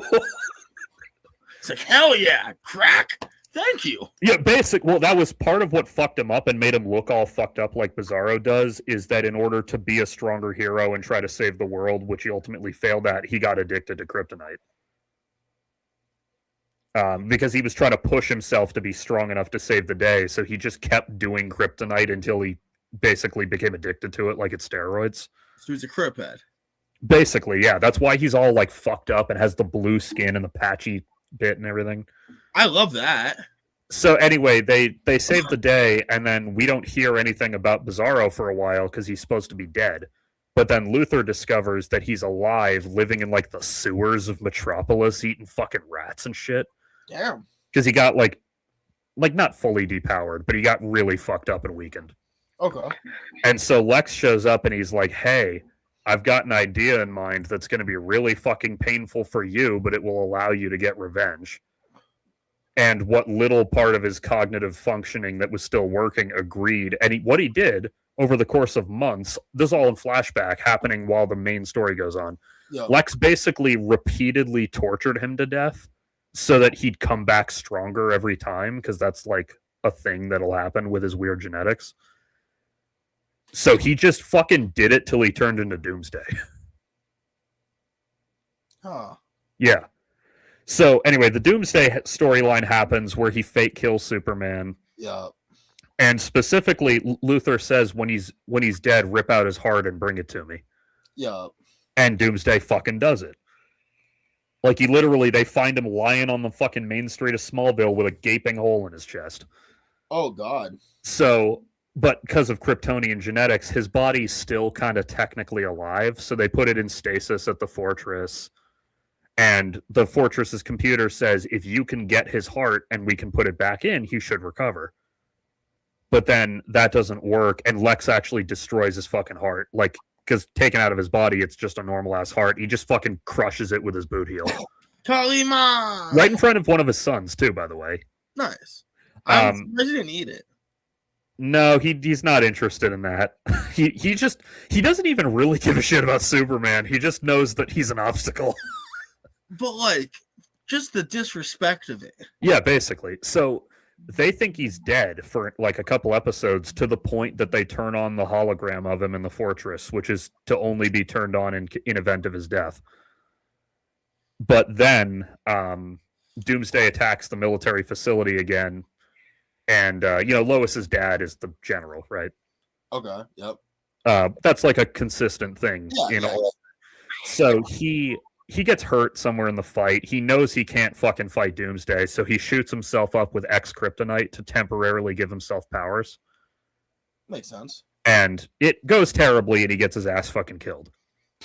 But he knew that was likely to happen, and he left a note with instructions. And what it was that by super powering up his heart, they can now do a transplant. Ho-ho. So they do, and Superman's back. But because it was a human heart pumped up with XK, and a 60-year-old man's human heart at that, he recovers, he gets his powers back, but they're never quite as good, like, ever again, really. And then another transplant. Well, with whom? we could grow a fucking body for all I care. Well, they have his body still, but they don't have the tech to grow a Kryptonian heart. Why not? Because the plot needs to happen. I don't know. Mr. Terrific could do it. Mr. Terrific's not in this universe. They explicitly said out loud the only hero in this universe is Superman. Listen, he's black, so no one said he had to be a hero here. He could just be Mr. Terrific. True. Anyway, so Superman, he comes back and he's strong enough to save the day and everything, but he basically starts to age like a normal person as a result. That's such a waste. Yeah, please, thank you, Zoe Bowie 97. Do indeed like the stream. I always forget to say that. But yes. So basically what happens is that he's Superman, except now he's actually 40 years old rather than being stuck at 30 forever. Well, not forever, but like now he ages at a normal rate, basically. I mean, I guess it's good to age with your wife, but well, that's he starts getting gray hair on around the temples, and Lois is into it, and he's not. He's like insecure about it. Many episodes end with the two of them drinking wine together, and in an earlier one of his sons asked, "Do you ever actually feel anything from the wine?" And he goes, "No, not at all, but I like doing it with your mom." And then in this episode, when he's having the wine with her, he's pondering his newfound mortality, and then he goes, "Oh my God, I can feel this. This is awesome." Yeah. I mean, okay. Soup's got one Benny. He can get fucked up now. Yeah, well, the other benefit is that unlike what probably would have happened before, because the end of the last 10 minutes of the show just recaps the entire rest of his life till he dies. Mm. And he dies. Lois does still die first, but he dies like not too long after Lois. Only a modest 30 years. It was fine. Well, no, because he said he's narrating the scene, and he says, "Thanks to General Sam Lane's sacrifice, I lived 32 more years." So he died at like 75 or whatever. Okay. And what they show is that, like, you know, he's still Superman. He builds his little team of superheroes with like his sons and Steel and his daughter. Basically inspires a new generation of heroes. His sons just Superman with extra steps. They didn't really say their names, but yeah, they have Kryptonian powers. Like full powers, though, not like half powers. Cool. No, they because of their weird genetics, they got them later than he did. But yeah, they get full powers when they get them. Nice. Like he says in this version that he started exhibiting powers when he was 4, whereas his first son doesn't start till 14, and his second doesn't start till like 16. Okay. But then once they get them, they seem to be of equal measure. So I don't have to do with Connor ass bullshit. No, not really. That's nice. So anyway, they grow up, they have kids of their own. A lot of fucking kids, actually, probably because they're wanting to continue the Kryptonian lineage. I don't know. Not an insane amount, but like 4 each. Like, oh shit. Okay, but not like a Viltrumite level. No, they're not doing Viltrumite shit. It's just that they both happen to have fairly large families. I wish they were doing Viltrumite shit. Yeah, so then Lois's cancer eventually comes back and she dies. And Clark gets a dog and he names it Crypto, of course. Crypto! Except he's a golden retriever this time, which is nice. Up and away. Yeah, so then, like, basically a year or two later, he has a heart attack and dies.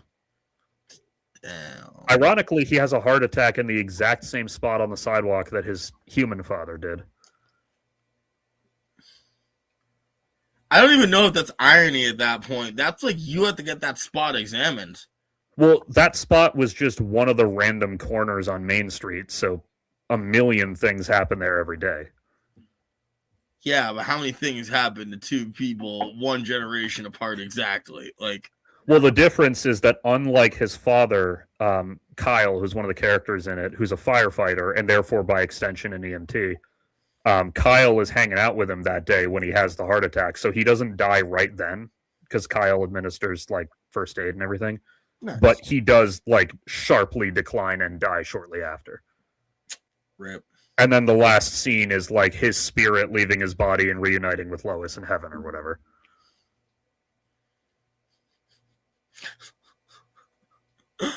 Or maybe he's just hallucinating as he dies. I don't know. Next scene's him being summoned back down by DC Devil Butt Daddy.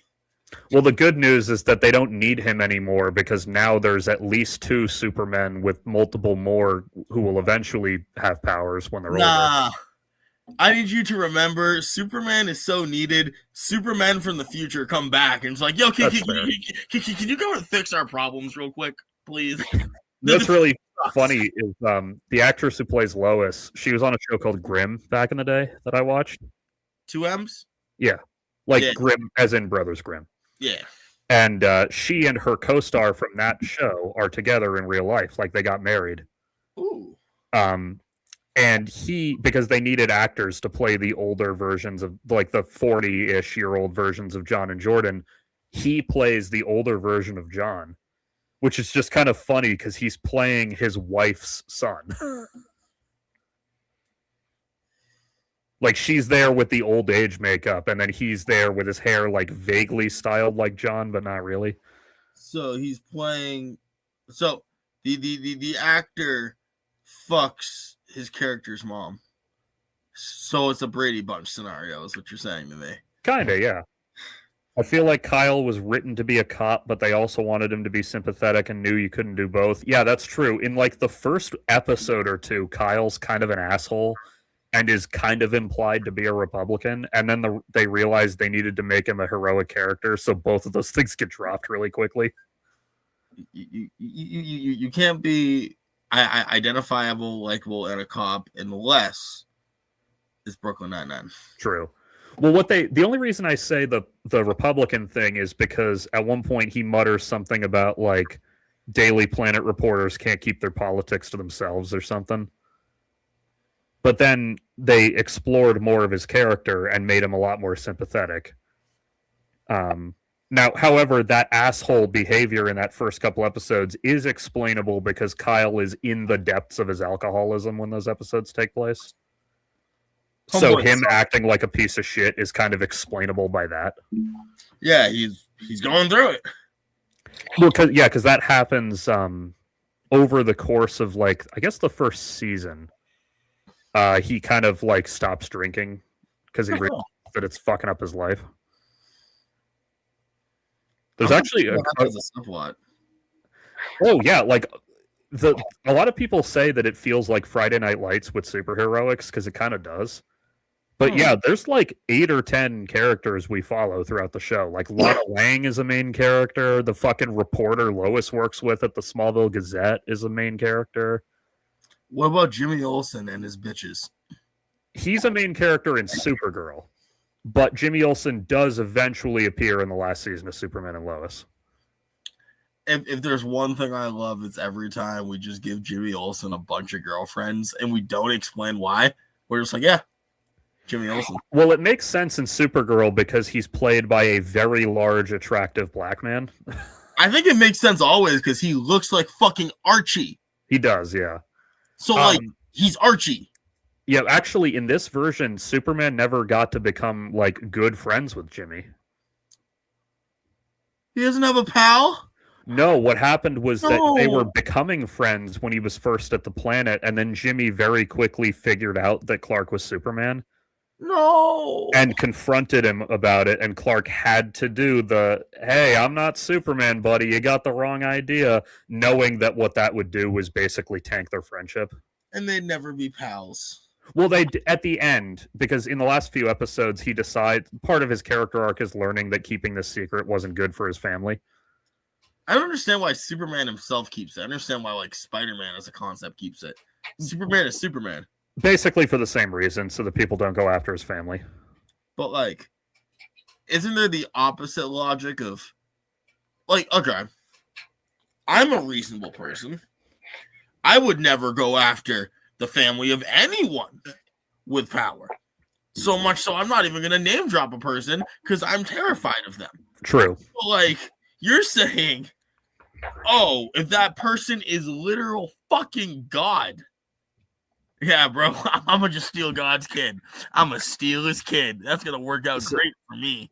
Anyway, in the last couple episodes, Clark officially comes out to the world as Superman. To everyone? Yeah, he just does a Daily Planet interview and invites them to his house, and he goes, "Yep, I'm Superman." Okay. So after that, Jimmy gets in contact with him, and they make amends and become friends again. Wouldn't that fuck up all the Clark Kent work, though? What do you mean? Like, I don't know. I just wouldn't trust anything ever written by Clark Kent after realizing that was Superman in disguise. He is somewhat strong-armed into the position because Lex is threatening to do it, but But when they say, "Are you sure you want to do this?" We can find another solution. He just goes, "Lex is actually right about this one. It's time the world knew the truth about me." Which leads to a really cool costuming touch, which is that after that, you notice that Superman doesn't take his wedding ring off when he puts on the suit anymore. Oh, that's cute. Because initially he does to keep his identity hidden. But then you notice all the scenes where he's in the suit, he actually still has the ring on now. That's adorable. There's actually, speaking of Kyle, there's another great character moment there in season 2 when they explicitly confirm that Kyle is sober now, rather than just implying it through his behavior. There's a great bit where they get back to the house. I forget what he just found out, but something he was really pissed about, something about the town's something going on. And he stomps over to the fridge, opens it, and angrily grabs a bottle of San Pellegrino before slamming the door shut. And I was like, "Oh, that's a cool touch." There he is. That's what he's got to do. Because San Pellegrino is a very popular choice for recovering alcoholics. So it's that's really cool that they had that attention to detail. Everyone deserves good bubbly. Yeah. Have you had San Pellegrino? Yeah. That shit flaps. There's actually, they had a really good attention to detail in that show in general. If they had a flashback to, say, when Clark and Lois meet at the Daily Planet, if you do the math, that'd be 2002. Yeah, exactly. It slaps. And doing a period piece for something recent is really hard, or it's easy to miss stuff, I should say. Sure. But they paid attention because when you look at the background of the Daily Planet office, it's yep, those are early 2000s desktops. They actually had the fucking attention to detail to remember what year it is.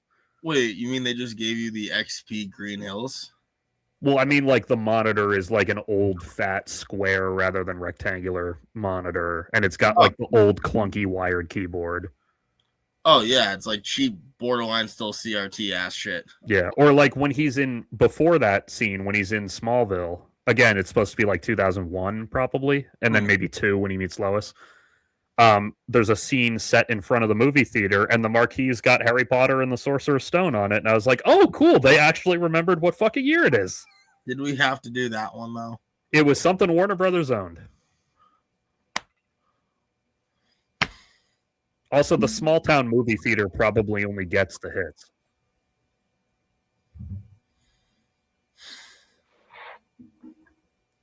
Yeah, honestly, Harry Potter is a really common thing for these DC shows to reference simply because they don't have to pay for it because Warner Brothers owns them both.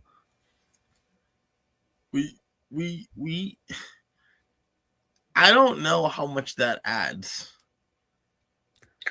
I mean, it had to be some movie to remind you what year it is. It might as well be one that was actually popular then.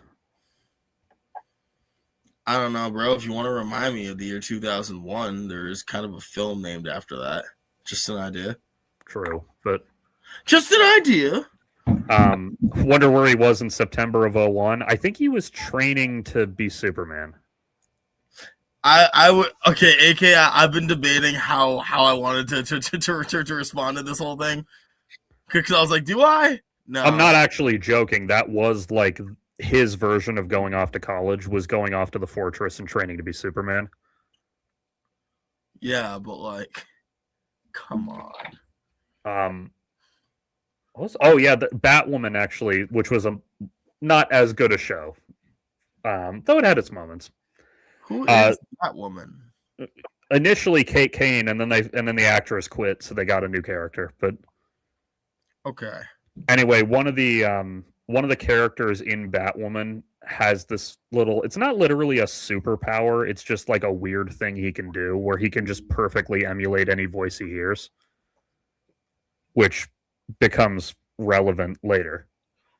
But when they show the flashback to his childhood of him demonstrating it to his friend, he does it with like a couple things they said earlier, and then he throws out a couple like famous things from TV, like advertising slogans or whatever.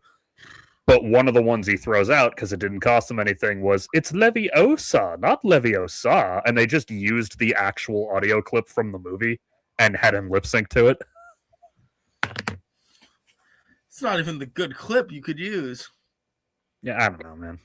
No, you make your move, and I forget what it is, but someone gets hit. I forgot how that quote goes, but I just love I don't remember. getting really dramatic about it. Yeah, anyway, like Batwoman again was not that great, but it had its moments. I don't know if I'd say pretty bad overall, but definitely pretty like mid, as the kids say. Okay, what do you mean, as the kids say? You act like you're a fucking grandpa just because you choose to not go out like one. I feel like I'm a fucking grandpa, man. That is because since COVID, you have refused to have a social life. No, it's actually because my back has always hurt every day my entire life because I have scoliosis. So. You also take stretches. I don't know. Well, yeah, I do, but actually, my back doesn't hurt every second of the day anymore because for the first time in my life, I have decent chairs now. Have you tried putting an arch in your back? That is true. We unk now? That's true. Oh, been unk-pilled for years, gentlemen. Yeah. Years. But Batwoman did have, like, some cool stuff in it. What's funny enough, I liked the original version of Batwoman less than the version they had to replace her with. Because Kate Kane is the character from the comics, but Ruby Rose was the actress, and they had some kind of dispute, and she quit between seasons. Ruby Rose was so bad. Oh my! She's not. I mean, she's okay in this role, but she no. She's not bad. She's bad, bro. Like, nah. Like, she cannot fucking maintain her American accent to save her life, which is really funny. Because the actor playing her dad also can't, so it just sounds like a weird vocal quirk of their family. Listen, put me, Ruby Rose, and Rhea Ripley in a room. Here's the thing. You're going to have a bunch of R's. You're going to have a really confusing situation, and it's going to be awesome. True. That's Anyway, so after she left, they created a new character to take over the role of Batwoman, and I actually liked her better. What happened to the other character? She is flying to Metropolis to get permission from Supergirl to break out the kryptonite. Okay. And in flight, her plane gets shot down because someone's after her. And so she gets like mangled in the crash. And then they give her like brainwashing and plastic surgery to make her look like Black Mask's daughter. And then because he's been obsessed with getting his dead daughter back. And then she breaks free of the brainwashing, but because of the plastic surgery, still looks like a slightly different actress. And then she leaves to go find Bruce Wayne. And the show ended before they could ever pick that storyline up. All right, that's a little tapped, but okay. Yeah, it's typical fucking soap opera CW bullshit. But like, yeah, you're right. But like, I don't. They had some cool stuff. Like the main character was like an orphan, and she eventually finds her biological mother, who was like a rich woman. Who basically got pregnant from an affair and went on vacation for a few months to hide it, type of situation. Like the thing rich people do all the time when they have a child out of wedlock. She's going to stay with her aunt. I don't know what you're talking about. Basically, yeah. And so she has another son, like one who is actually raised in the lap of luxury and everything. And he actually was the incident that killed Kate Kane's mom was the Joker hijacking a school bus and going on a joyride, and a bunch of people died. I like this. This kid, Marcus, was on the school bus. because it was like a field trip. The Joker just saw a school bus and he was like, "Ooh, getaway vehicle," and hijacked it, and Batman chased him and everything. And so while he was on the bus, Joker shocked one of the kids with the joy buzzer, just like a haha, fuck you kids. As a B. Yeah, and it was Marcus. And because of the part of his brain that he fucking hit, it basically gave him brain damage and not brain damage, but it like damaged the part of his brain that regulates empathy. I forget which part that is. So he became like a fucking sociopath. Yada yada, fucked up a lobe, yada yada ass shit. Yeah, like he started fucking killing cats and shit. They really strongly imply that his father's death was not an accident. Don't kill cats, kids. Now, because it's fucking TV, they cure it seemingly by shocking him in the same spot again. Don't do that either, kids. Yeah, though I got the sense from his one scene after that he was faking it, having made him normal, but the show got canceled, so we never got to find out. That would be fun. I mean, I got the sense that his "I'm glad to finally meet you" was him playing. He's doing this little Joker foolishness. Oh yeah, he literally fucking digs up one of Joker's old terrorist plans that he never got to do, and that's the big finale, is him whipping out one of Joker's old things. Because like Joker had a million plans in the works when he got taken down for the last time, and some of them were finished.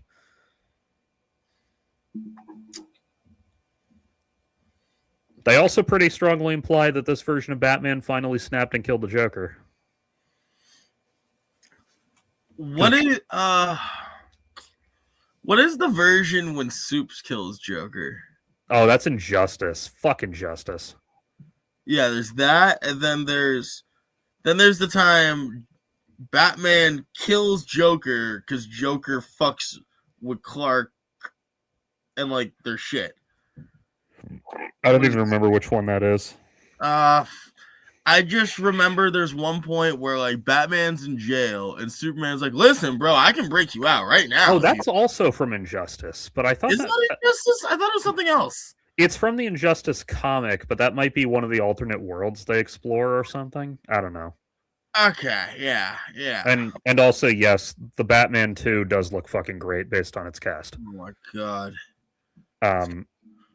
But yeah, so in this one, like, you know, Batman has disappeared and no one knows where he is. And we never got the answer because the fucking show ended. Oh, it's a dream, I guess. That's a dream sequence or something. Wait, which one's a dream sequence? Batman going to prison for killing the Joker. Oh. So there's a scene where I think it's season 1 where Kate is talking about how she feels like she's fucking everything up and that she's like a bad heir to Bruce's legacy. And Luke Fox is like her tech guy, the son of Lucius Fox. It's so weird that like they insisted on naming him that. You could just give him a fucking another name and make it easy. Well, in the comics, he has 2 sons, and the other one, I think Jace Fox. I forget which came first. I just like name him like Max or something. Anyway, so Luke Fox says to her, like, "Oh no, Bruce was constantly making mistakes. Like, he was miserable." There's a great line I love where she goes, "What do you mean he was miserable? He fucked half of Gotham." Yeah. And Luke says, "Yeah, you know why? Because different women let him use the same lies over and over again." But in that scene, he says, like, you know, "You think Bruce never fucked up?" And she goes, "It doesn't look like it." And then he says, "You ever wonder why we haven't seen the Joker in 10 years? He's not an Arkham, Kate." I'm gonna die on this hill. That ain't a fuck up. That's not a bug. That's a feature. Well, yeah, we never get to find out if that is indeed what happened. That's just what Luke speculates happened.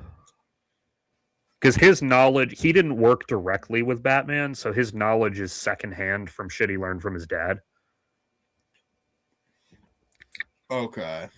Like, he knows that Bruce Wayne is Batman and shit, and he knows how to work the tech, but, like, he's not even 30, I don't think. So he wasn't there for, like, the prime time of Batman. He's just using old relics at this point. Well, they're not old relics, because Batman would only be, like, 40-something, but my point is, like, he was a teenager when Batman first showed up. I I mean, it's wild though. How many people are involved with Batman as teenagers? Well, he wasn't. That's what I'm saying. His father was, so he was privy to some of it, but he didn't get involved with Batman shit until Batwoman showed up, which was when he was like 30 years old. True. That's the only time he got directly involved. And then eventually he just, because in the comics, he's the superhero Batwing. So he does become Batwing in like season 3, I think. Okay. Or the end of season 2, I guess. For some reason, I was expecting more of like you saw the new Spider-Man cartoon?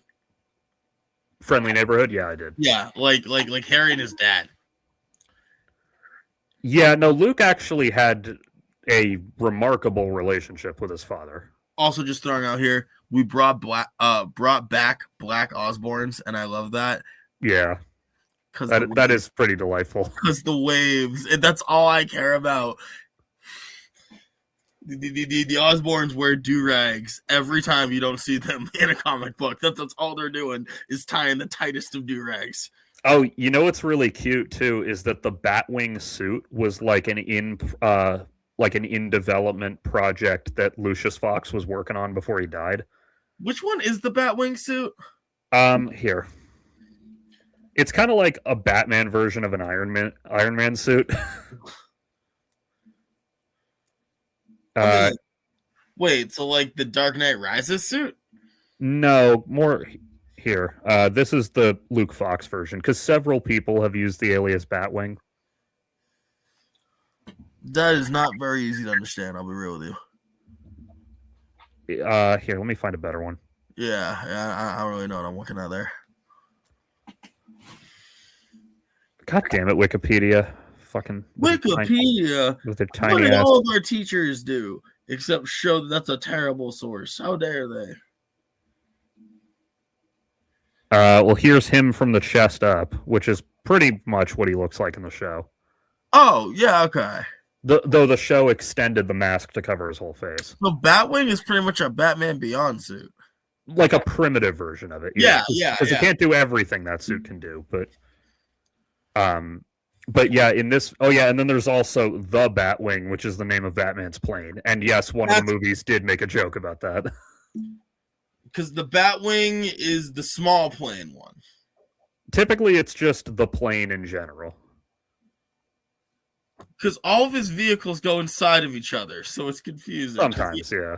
Because I thought he had another plane that plane went inside of. He has whatever the plot needs. But anyway, what was cute is that they confirm that the Batwing suit was actually based on a drawing that Luke did as a kid. Oh, that's adorable. Like, because he was a kid when Batman showed up, so he decided to draw like his own version of Batman. His dad's just like, okay, kid, you might. In fact, he did like a black version of Batman too, kind of. Like that was part of the inspiration, and so Lucius found that drawing just like lying on the kitchen table or whatever, and he's like, "There's something to this." So, like behind the scenes, he was building it so that one day when his son was ready, he could join in. And then, like, I think in the season 2 finale, Luke finds the in-progress suit in like the old Wayne archives and finishes it. Oh, because by this point, he's inherited his father's computer genius, so throwing the suit together in an afternoon is easy. It's just what you do. And the AI inside the suit is voiced by his dad. Ooh, that's dramatic. Kinda. He finds it comforting because it's not like a recreation of his father. It's just his father's voice. Like it's not. It's the Enterprise computer. I don't give a fuck if it's a deep fake or not. Just like no. My point is that it's not trying to be his father. It's just that they needed a voice, and his dad was trying to keep the project hush hush, so he did the voice himself. Yeah, Ironheart was where they actually recreated a dead person with AI. What? In the show. In the Ironheart show, the main character's sidekick is an AI recreation of her dead friend that she accidentally created. Yeah. So this isn't that. It's just a simple computerized voice, but he needed a voice to do it, and he didn't want to hire someone, so he did it It's himself. so weird either way. Just like give me that voice from like the old British Windows XP AI. Yeah. Say everything already. This version of Lucius was killed when his son was still a kid, so that's part of it, is that his son never got to, like, you know, have a proper goodbye to his dad or any of that. I don't need my dead dad playing, "Hey, you, listen," in my ear when I'm trying to fight crime. Yeah. Speaking of the Enterprise computer, before we go, I do want to talk about the Star Trek I've watched. Which one'd you watch? Since last time, I have watched Wrath of Khan and Search for Spock, and tonight, after the pit, I'm going to get high and watch Voyage Home. All right.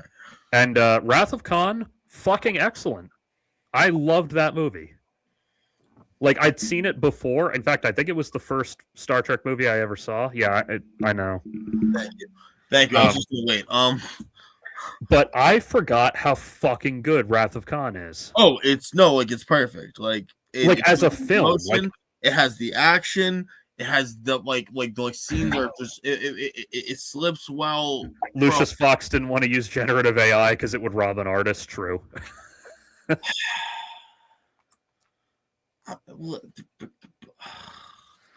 And yeah, Wrath of Khan. The dead lady. I don't care.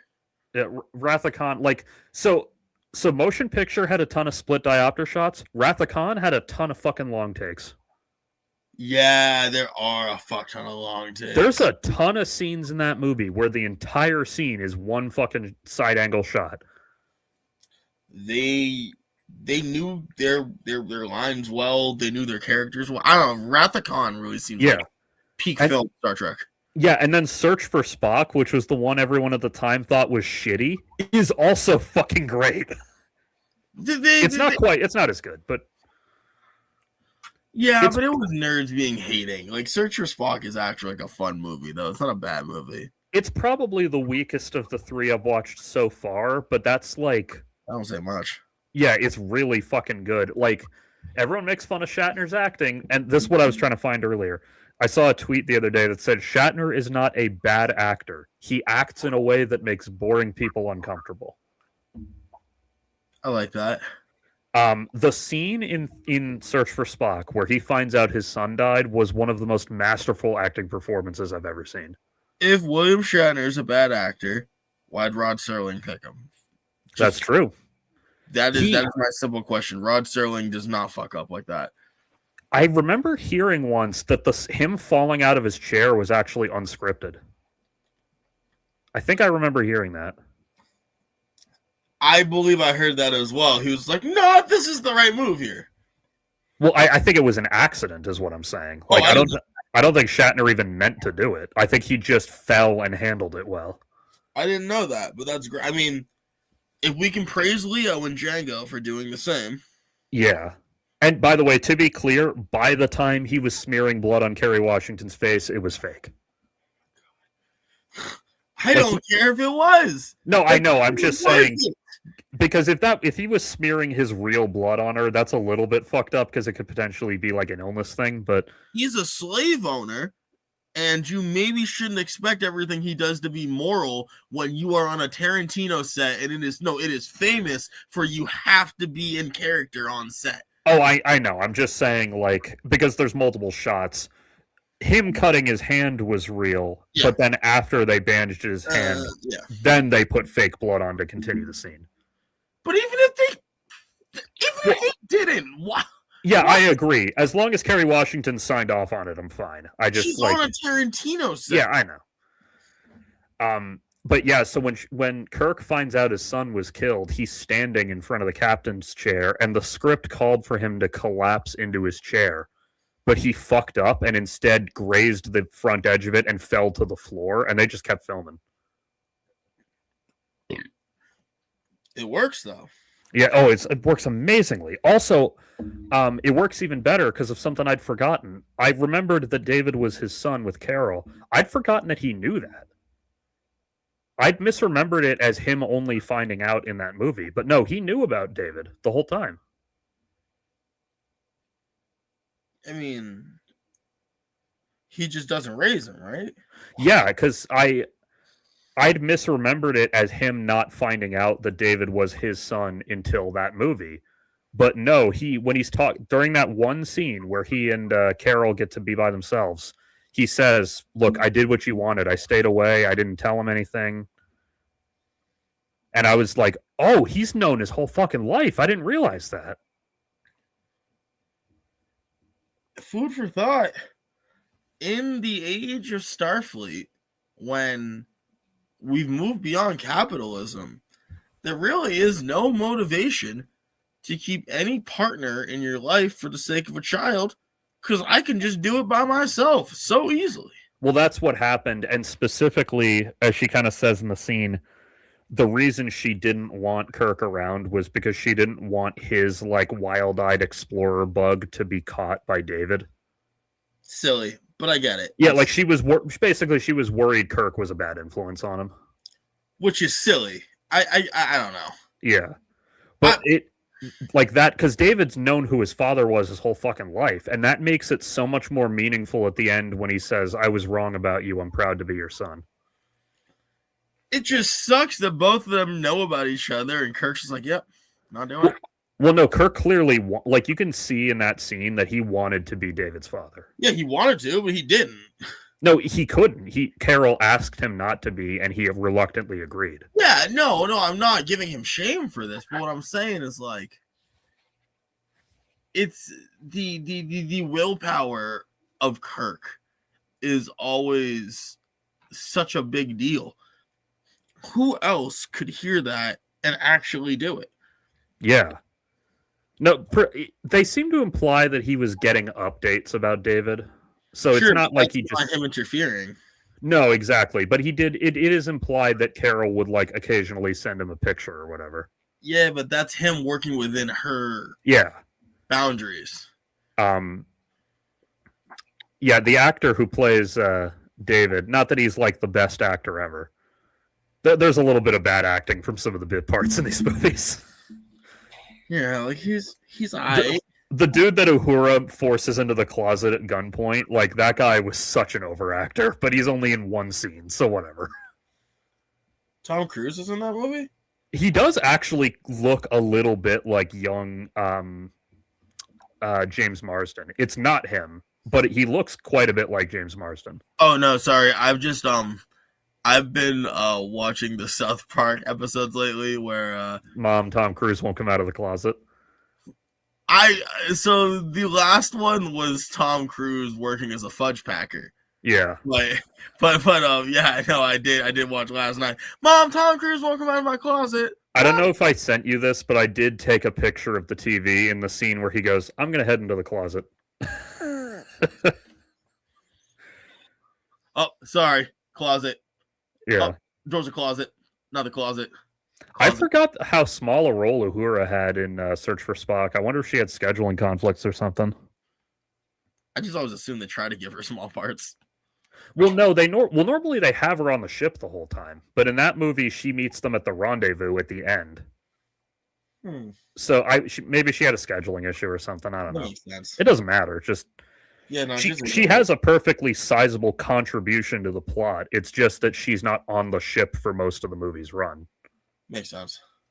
By the way, the fucking Enterprise destruct code was the exact same code they used in the episode of TOS where they threatened to do it, which was a really cool attention to detail. There is only one way to blow up that Enterprise, and they're just going to keep giving it to you. Well, yeah, they only did it twice, I guess, but like the scene is almost word for word, with the only difference being that because Spock is dead, Scotty does Spock's part and Chekhov does Scotty's part. Makes sense. Because I guess Chekhov is acting second officer, I guess, which that makes sense. He's a commander by now. Not who I would have picked, but sure. Well, you only have like 6 guys on the ship, and actually, come to think of it, it's not. Is he acting second officer, or was he literally just the third guy who was there? Oh, that okay, yeah, that because he doesn't identify himself as that. He says, "I'm acting science officer," which that okay. Makes sense. There we go. No, there we go. Yeah. Because Sulu, like, logically, Sulu would be acting second. That's what I'm saying. I'm like, that doesn't fit. Why would it jump this way? I think most of the cast had already left the bridge. Oh, okay. I think he literally was just down to the 3 guys left on the bridge who knew the code. Okay. So then again, unlike Sulu, Chekhov was first officer of the Reliant, so maybe he does have higher clearance now. I guess he could. Maybe it's, you know what, it doesn't matter. But yeah, there's, oh, by the way, speaking of Chekhov, there's a great little character moment I forgot when he's recovering in Wrath of Khan where Kirk calls him Pavel, which I don't think he ever does at any time in the whole rest of the fucking series. Like, he calls him by his first name, which I like when Kirk does that, because normally he's pretty dignified. I like my Kirk to be a nerd and just... Yeah, exactly. He usually is pretty by the book with what he calls people. Yeah, he's distant from everyone except Spock and Scotty and Pravitt. Yeah, and Bones, but... Yeah, true. Yeah, true. Basically, unless you're one of his best friends, he's very dignified. But regarding... What was it you said a minute ago? Something about temptation or whatever? You said something about that? Oh, well, just like Kirk can resist the temptation. That's strength of will. That's what it was. Exactly. There is a fucking awesome little moment in 3 where Kirk basically flirts with, to use Star Wars terms, he flirts with the dark side for a minute. And he ultimately gives in a little bit. Because Christopher Lloyd orders the death of one of the hostages. It winds up being David because David tries to fight them. Not Christopher Lloyd, no. Yeah. So now he's got a fucking vendetta against this Krug guy because Krug killed his fucking son. Rip. But then when they're on the planet together and the planet is collapsing, he tries to save Krug. In fact, even before then, when he's over the comms, he says, like, damn it, we're going to die if we don't work together. So he was willing to put aside his grief about his son from like an hour ago to do the right thing. But then Krug, he says, give me your hand when he's hanging from the cliff. And Krug instead tries to grab his leg and pull him down with him. Yeah, I mean, Kirk's always going to do the right thing. He's going to hate doing it, but he's going to do it. Here's the thing. And by the way, great Shatner delivery. I have had enough of you. Like the way he says it. But he kicks enough of you. But he kicks Krug. When Krug tries to pull him over, he goes, all right, fine, fuck it then, and kicks him until he falls to his death. Which, that's not the part that's unjustified. That's pretty inarguably a self-defense kill. But you can see in his eyes, he got a little bit too much enjoyment out of kicking that dude to his death. And even he recognizes how much he shouldn't have enjoyed that. I mean, he tried to do the right thing. It doesn't mean he's not good. I mean, yeah, it takes a second. He knows that kicking him to his death was okay. And then you see the look in his eyes dawn as he realizes, oh man, I enjoyed that. And that was a bit too fun. Yeah. Which doesn't become relevant at all until Star Trek fucking 6. Which is 7 years later by a different director. Jesus Christ. Yeah. Yeah, Nimoy directed 3 and 4 himself. I forgot about that. I didn't know which numbers that they were, but yeah, no, I knew he did a couple. Shatner directed 5, and you can tell because 5 sucks. He's a good actor. He's not good behind the scenes. Actually, I need to watch 5 again. Maybe I'm only remembering it badly, but I do remember the stupid fucking thing where Spock has an older half-brother we've never heard of. I mean, is that really that weird? It's just kind of dumb. I hate when I'm not criticizing Star Trek specifically. I just hate when movies in general do oh yes, I have a family member I never told anyone about. I'm with you, except when the character is literally a half-species character. Then I'm like, okay, there's a lot more relevance here. Yeah, I mean, if there's any character who would keep that hidden, it would be Sarek. Yeah, I know. But yeah, I'm not telling you. And then they did it again in Discovery. Isn't Sonequa Martin Green's character his, like, adopted half-sibling or something? That is right. No, that's what I'm saying, is this is the one time where I will let this kind of go, because Sarek kind of sucks. So, I haven't watched Discovery. Does she act like a Vulcan? she's the most Vulcanish human you can get. Okay, so kind of. All right. Yeah, kind of. There are moments where it breaks, but it is so very clearly she is not a normal human being. Yeah, because I always go on the Star Trek wiki after I watch an episode or movie and I read about like trivia. Oh, here's a fun story from behind the scenes. And in one of the TOS episodes, there's a bit where Spock mentions that his mother was really fond of Alice in Wonderland. Yeah. Which they just do to explain why a guy from an alien planet would know a book from Earth. Wasn't Spock doing his weird smile that time when he's doing the speech? No, I don't think so. That was a different time. His like cheeky ass one. That was a different episode that also involved Alice in Wonderland. Okay, because I thought there. Okay. No, the time I'm thinking of, it just gets mentioned in passing, and then they say something about like, "Oh, you busied yourself with human literature," and he's like, "My mother was a great fan." And in the wiki thing, it says this is brought up again in whatever episode of Star Trek Discovery when Michael mentions that Amanda would read that book to her and Spock when they were children. And I was like, oh, that's a cool little, like, remembering a detail from a Star Trek episode. Yeah, Michael Burnham is like, it's not perfect, but the idea works. Yeah, that show is the reason why they killed off her character on Walking Dead, because she needed to be available to wear Starfleet uniforms. The biggest problem with Discovery was how they did Klingons, and they moved so fast. Yeah, well, from what I've heard, because Discovery, the first season or two, were done before the CBS Paramount merger, there were like rights issues with the fucking Klingons. Yeah, they can only use certain shit. It's weird. Yeah, like I think that's why they gave them more alien skin tones to be a little more legally defensible or some shit. I don't know. Yeah, there's like different like fucking like low-key races like Klingons and shit. Well, that would make sense because that way you can do the traditional Klingon look, even though this is supposed to be in the timeline where they have smooth foreheads. Like, okay, yes, but I'm just gonna reference one of my favorite fucking things, which is when you get Deep Space Nine era Worf. Yeah, I know. It is not a matter we discuss with outsiders. It's like, why do the Klingons look like that? Not telling you. Well, because of Enterprise, we do actually know why. Finally. Yeah, it's not as fun. It's a lot more fun when Worf's like, "Don't worry about it." It's still fun because it's still something that Worf is embarrassed to discuss. I know, but and now CBS is owned by the devil. Fucking true. Wow. Am I the devil? Oh no, that's the wrong company.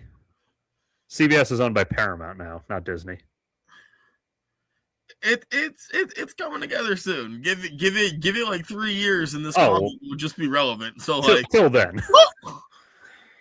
No, the devil that A.K. Hirsch is referring to is Larry Ellison, or no, David Ellison. Larry Ellison's his father.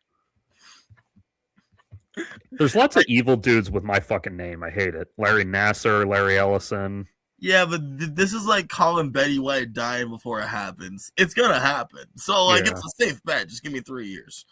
Larry Flint is arguably, well, not evil, but he's definitely a morally complicated dude. Larry David? Yeah, he's fine.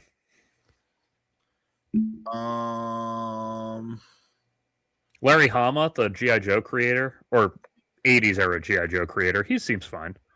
Larry the Lobster. That's true. Back when I still had my real name as my Twitter handle, I got a bunch of living like Larry tweets because of something I posted. Because it's so easy. Like, how do you think they do right-wing Star Trek? They're not interested. Star Trek is a niche enough project that they're not interested in turning it into a propaganda outlet. Actually, I'll give you something that's really fucking simple. I'll tell you how they'll do right-wing Star Trek. How? Soldier aspect. Let's see here. True. They might do that. It's not, but they might. Soldier aspect, it can't be too on the nose, so it's going to be from a Klingon honor base. We're going to put it in old school times, not necessarily full TOS, but a little before our present, so we can justify not being involved with the Federation. They're going to be isolationists. They're going to care really much about their homestead. Something bad's going to happen to them. It could happen. By the way, I think why did I write that for them? Sorry. Either yesterday or today is the premiere of the new Star Trek show, Starfleet Academy. And that one has Paul Giamatti in it, so I'm excited to see it. What's the rating on that? What do you mean the rating? Like, is that like a PG? I think they're all pretty like PG-13 to sometimes even R now because they're just on streaming. You can say whatever. Well, I'm just checking because I know they're doing kids ones sometimes. Oh, just that one, and I think it ended. Oh, okay. It was just Prodigy? Yeah, that was the one they fucking shamefully sold off to Netflix. I just very much enjoy that. I was like, this is going to be a bad show. And they're like, wait, listen, guys. It's better than you think because we brought back Janeway. And I'm like, oh, this is a terrible show. And listen here, folks. I'm just going to go on the record. Janeway is not bad because she's a woman. She's bad because she's a war criminal. Yeah, I haven't seen Prodigy yet, so I don't know if it's any good. Janeway's a war criminal. She should not have gotten an admiral spot. Somehow Israel will be the good guy in it. That's not true because Israel doesn't fucking exist in Star Trek because it's the future. But I understand what you mean though. Yeah. It's there is only one time in my whole fucking life I was watching a movie and saw an Israeli flag and went, hell yeah. And that's the scene in Apt Pupil at the end when the Nazi's in the hospital and he gets visited by the Mossad agent. And I'm like, oh shit. Listen, I don't celebrate when I see Israeli flags, but when I see Mossad agents and Nazis anywhere in the same frame, I get so happy. Yeah, literally, spoilers for the movie that came out almost 30 years ago. Literally, right after the Mossad agent leaves, the Nazi kills himself. Yeah, buddy, you better. Yeah. Don't fuck around. Also, people, Hunters. Watch Hunters. Oh, I was talking about Hunters earlier. I fucking love that show so much. Hunters. The pilot of that has possibly my favorite ending line of any pilot, which is Al Pacino saying, "Let's get to cooking these Nazi cunts." What a fucking awesome way to end your pilot episode. But he says it in such a, let's get to cooking these Nazi cunts. I do love that he plays in that show basically the exact same character he played in his cameo in Once Upon a Time in Hollywood. You saw the entirety of Hunters? Well, yeah, until the twist. Okay, I'm just making sure we're on this. Spoiler. Yeah. Spoiler, people. So actually, don't spoil it because that show's so fucking good that I don't want anyone watching. Okay, yeah, no, you're right. But just watch Hunters. There's more to Al Pacino's character. There's a lot more to Al Pacino's character. Yeah. Watch it. But he's doing the same accent that he did in his cameo in Once Upon a Time in Hollywood. It's just old Jewish guy. But like a specific type. Yeah, no, very, very much a specific type. It's lovely. Anyway, so Paul, I was watching Colbert this morning, last night's Colbert. And apparently Colbert is also in this new Starfleet Academy show as the voice of the Dean. Like, he's just a voice-only role you hear make announcements in the background. It's basically just a novelty thing. But I just want to go on the record and throw out every time someone funny who is not Seth MacFarlane gets a role in Star Trek, I gain a little bit of joy. Yeah. Because they're doing it on purpose. Yeah, I mean, maybe he'll show up in person eventually, but I know in this season he was only a voice role because he was saying to Paul Giamatti, we were both in this, but my job was way easier. I was just in the recording booth. You were playing a Klingon Terralite. Terralite, is that their name? The aliens? Terran. No, not Terran. Terra something. Terramite? Terralite? I can't jump on it enough to know. It does. The point is that Paul Giamatti is playing an alien, so unlike Colbert, he had to sit in the fucking makeup chair for like 3 hours at the beginning. Tellarite, yeah. Yeah.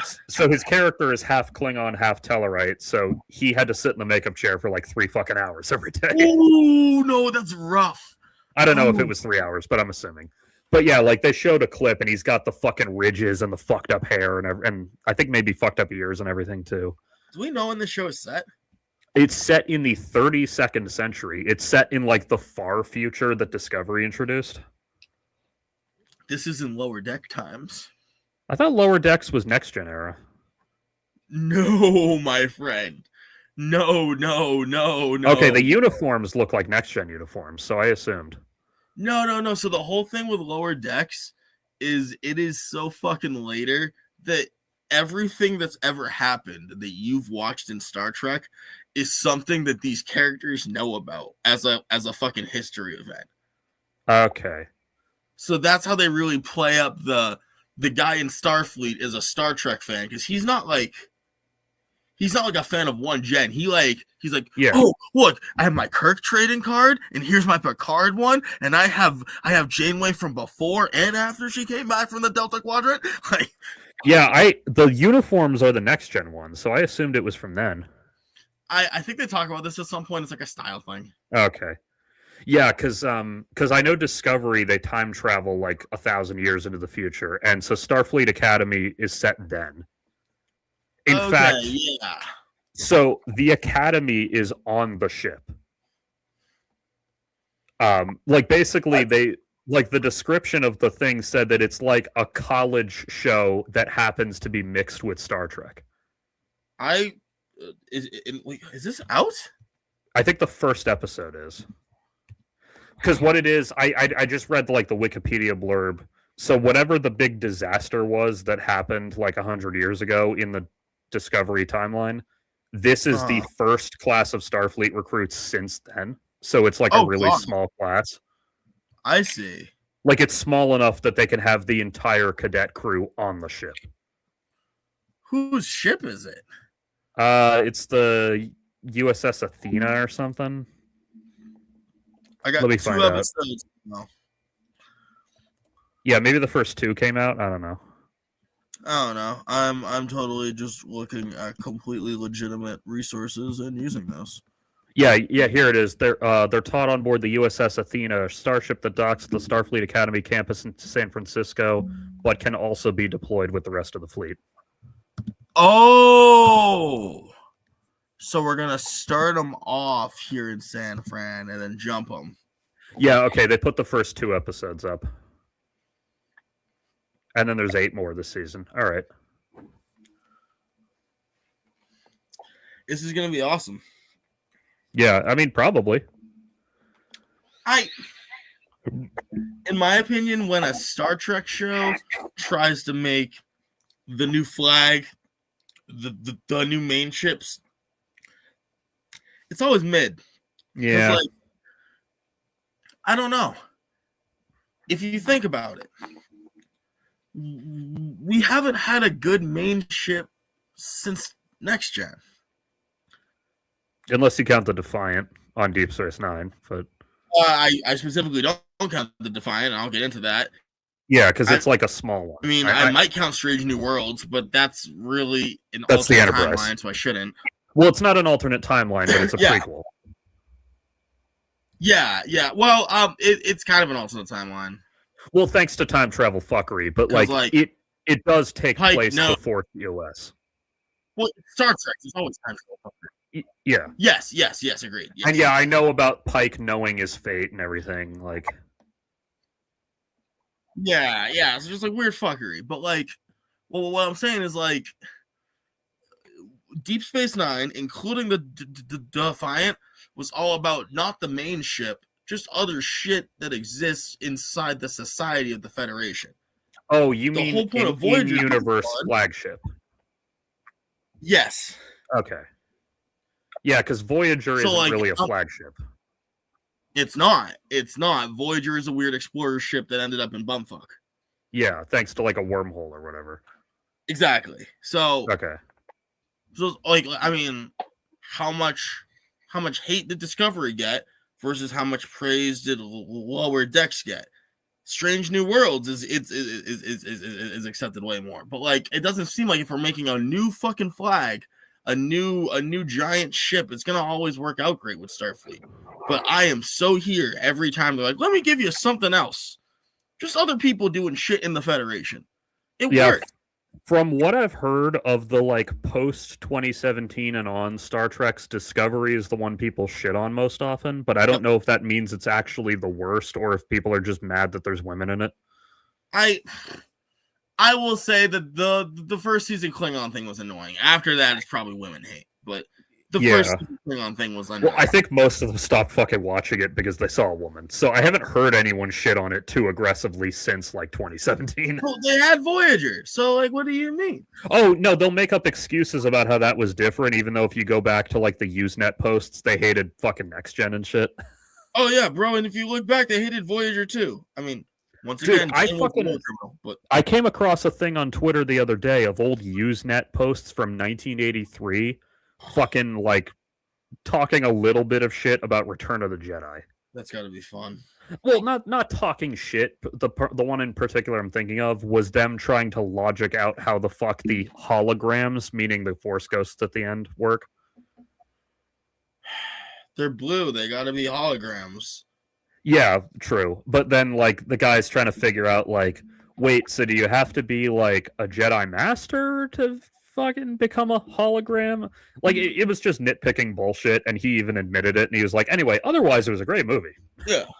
But it was just funny to see, like, even in 1983, the fans were nitpicking shit. Well, it does make me feel kind of good in that fans be nitpicking shit, and maybe we shouldn't hate on it as a modern phenomena and just be like, people be nitpicking shit. This is easy to forget, like, in hindsight, because the movie wound up being really successful. But that first Batman movie, the Tim Burton one, when they announced Michael Keaton as Batman, that was so unpopular that there was literally, like, a fan mail letter writing campaign trying to get him fired. Fucking Johnny Dangerously as Batman is kind of funny. I mean, I do get why people were skeptical, because he had pretty much only done comedies up till then, but Have you seen Johnny Dangerously, bro? Like, I don't think so. I've seen Beetlejuice, which is the other big No, comedy no, thing. no. Trust me. Throw this on the list. Good old Johnny Dangerously. You could say that Robert Pattinson sparkled in that role. You know? Yeah, I know. Everyone made jokes. Oh, it took him 10 years to turn into a bat. Yeah, I know. Why? Okay, like, why do we have to hate the jokes? They're fun. I don't hate the joke. It was funny the first time I heard it, and then I heard it 5,000 more times. So just to be clear, you enjoyed it at the dawn of the joke, but now at the twilight of it, you're not enjoying it. Yes. When the dawn broke on that joke, and it had not been eclipsed by the new moon that was the movie. Thank you. I was like, it's here. We have one new joke to make. No, the first time I heard that joke, I went, and then I heard it 5,000 more times, and it's not funny to me anymore. So, are you on Team Jacob now? I'm not on Team anybody. I'm on Team give me more Batman movies, Matt Reeves. I'm begging you, please. I'm on the record as Team Edward because he didn't try to fall in love with a baby. That is true. Actually, YouTube people during the Crusades got executed for nitpicking the Bible. That's not even a joke. There's a YouTube series a channel I watch and called Cinema for Cynics, and the guy did a like hour-plus long deep dive review on Twilight and on the whole franchise. Oh my god, that's a lot. So he it was a really great video too, by the way. So he was talking about the Jacob thing, like the imprinting on the baby. And so he's married, but his wife is like younger enough than him that she's like our age. So she was like the prime age for Twilight. I read Twilight to impress girls. I know, I get it. Go on. Yeah, I think she read them. I don't. Anyway, the point is that he's older enough that he was already like close to an adult, or maybe even over an adult when Twilight came out. So when he gets to that part, he's like, because he's just watching the movies, he's never read the books. So when he gets to I've imprinted on Renesmee, he's like, wait, what? Yep. And he pauses it. He's watching it with his wife, and he says like, so is it like an emotional thing, like he can't bring himself to hurt a baby? Is that what he means by imprint? And she goes, no, in the books it is explicitly a sex thing. And then he's like, cool, I was trying to give this more credit than it deserved. You should not give media written by Mormon extremists more credit. Yeah. Edward is a pedo. She was underage when they met, and he was like 100. Also, Yeah, why but do that's the not Cullens... a baby. But that's not a. That is socially different from a literal baby. That is True, but- socially different from a literal baby. Also, why do the Cullens keep going back to high school? Like, what do they do after graduation? Re-enroll as freshmen? Yeah, personally, if you asked me to go back to high school, I would kill you and myself. And I'm not sure which I do first. Listen, while I don't completely disagree with you, when's the last time they went to high school? Because, like, if they went to high school like 100 years ago, their education's garbage and they probably need it. That is fair. That is fair. I'm just going to throw that one out there. Like, Megyn Kelly. Yeah, true. What? He's saying Megyn Kelly because Megyn Kelly was defending Jeffrey Epstein, like saying, Jesus. "Oh, he was into barely legal 15-year-old girls," and I'm like, "That's not what barely legal means, my Listen, friend." no But one's okay. saying that this is barely legal, but I'm saying that if you have two cosmic scales before you, it is team this one or team this one. One of them is literally doing this to a baby. Yeah, I guess Where's this was your choice? this was Like Megyn Kelly's quote. She was barely legal, like 15. Yeah, that's not barely legal. that's not legal. That's wrong. I don't agree. I'm assuming what she meant was potentially old enough to look like an adult, but I'm giving her more credit than she deserves by saying that. I'm not gonna assume what you meant at all. I just know no babies. I just feel like the line right there is a very simple one. One thing I did really love about college was the fact that any girl I met and thought was attractive, I knew was age appropriate for me. I mean, I can give you examples of how that's not true, but they're like rare examples. Well, when you're on a college campus, like almost every girl you meet is going to be within 4 years of you. Emphasis on the almost, because I went to college on some weird. Never mind. Yeah, I mean, because now, like, I feel like a fucking pervert if I'm attracted to a 22-year-old. I kind of feel like that is part of the reason why people hitting on each other in bars was like the quiet idea, because they're all being age checked by someone else. Yeah, that is fair. That is a great thing about, because someone age checked you already because I see you drinking. Well, yeah, I'm not talking about is she an adult. I'm just talking about like, oh God, is she like age appropriate for me? Like, this is a weird example, but like, if I'm talking to a girl I think is hot and I make like a Billy and Mandy reference and she's too young to know Billy and Mandy, I feel like a fucking pervert. Even if she's like 24 years old. So I have this Invader Zim belt, and I remember like at one point, it was like a random coworker had like commented on it, and I was like, all right, I'm just gonna make my life really easy. Tell me what network this is on, otherwise we're not continuing this conversation. Yeah. He was like, oh yeah, man, that was on Cartoon Network, right? And I was like, see you later, bud. In his defense, it is possible that it re-aired there, but I don't think it did. No, it didn't. That's a Nickelodeon exclusive. No, absolutely not. Absolutely. Well, I know, but there's some stuff like Batman Beyond. If you said, "Oh yeah, that aired on Cartoon Network," like that's not really wrong because they did re-air that show on Cartoon Network. Yeah, this is a different type of thing, though.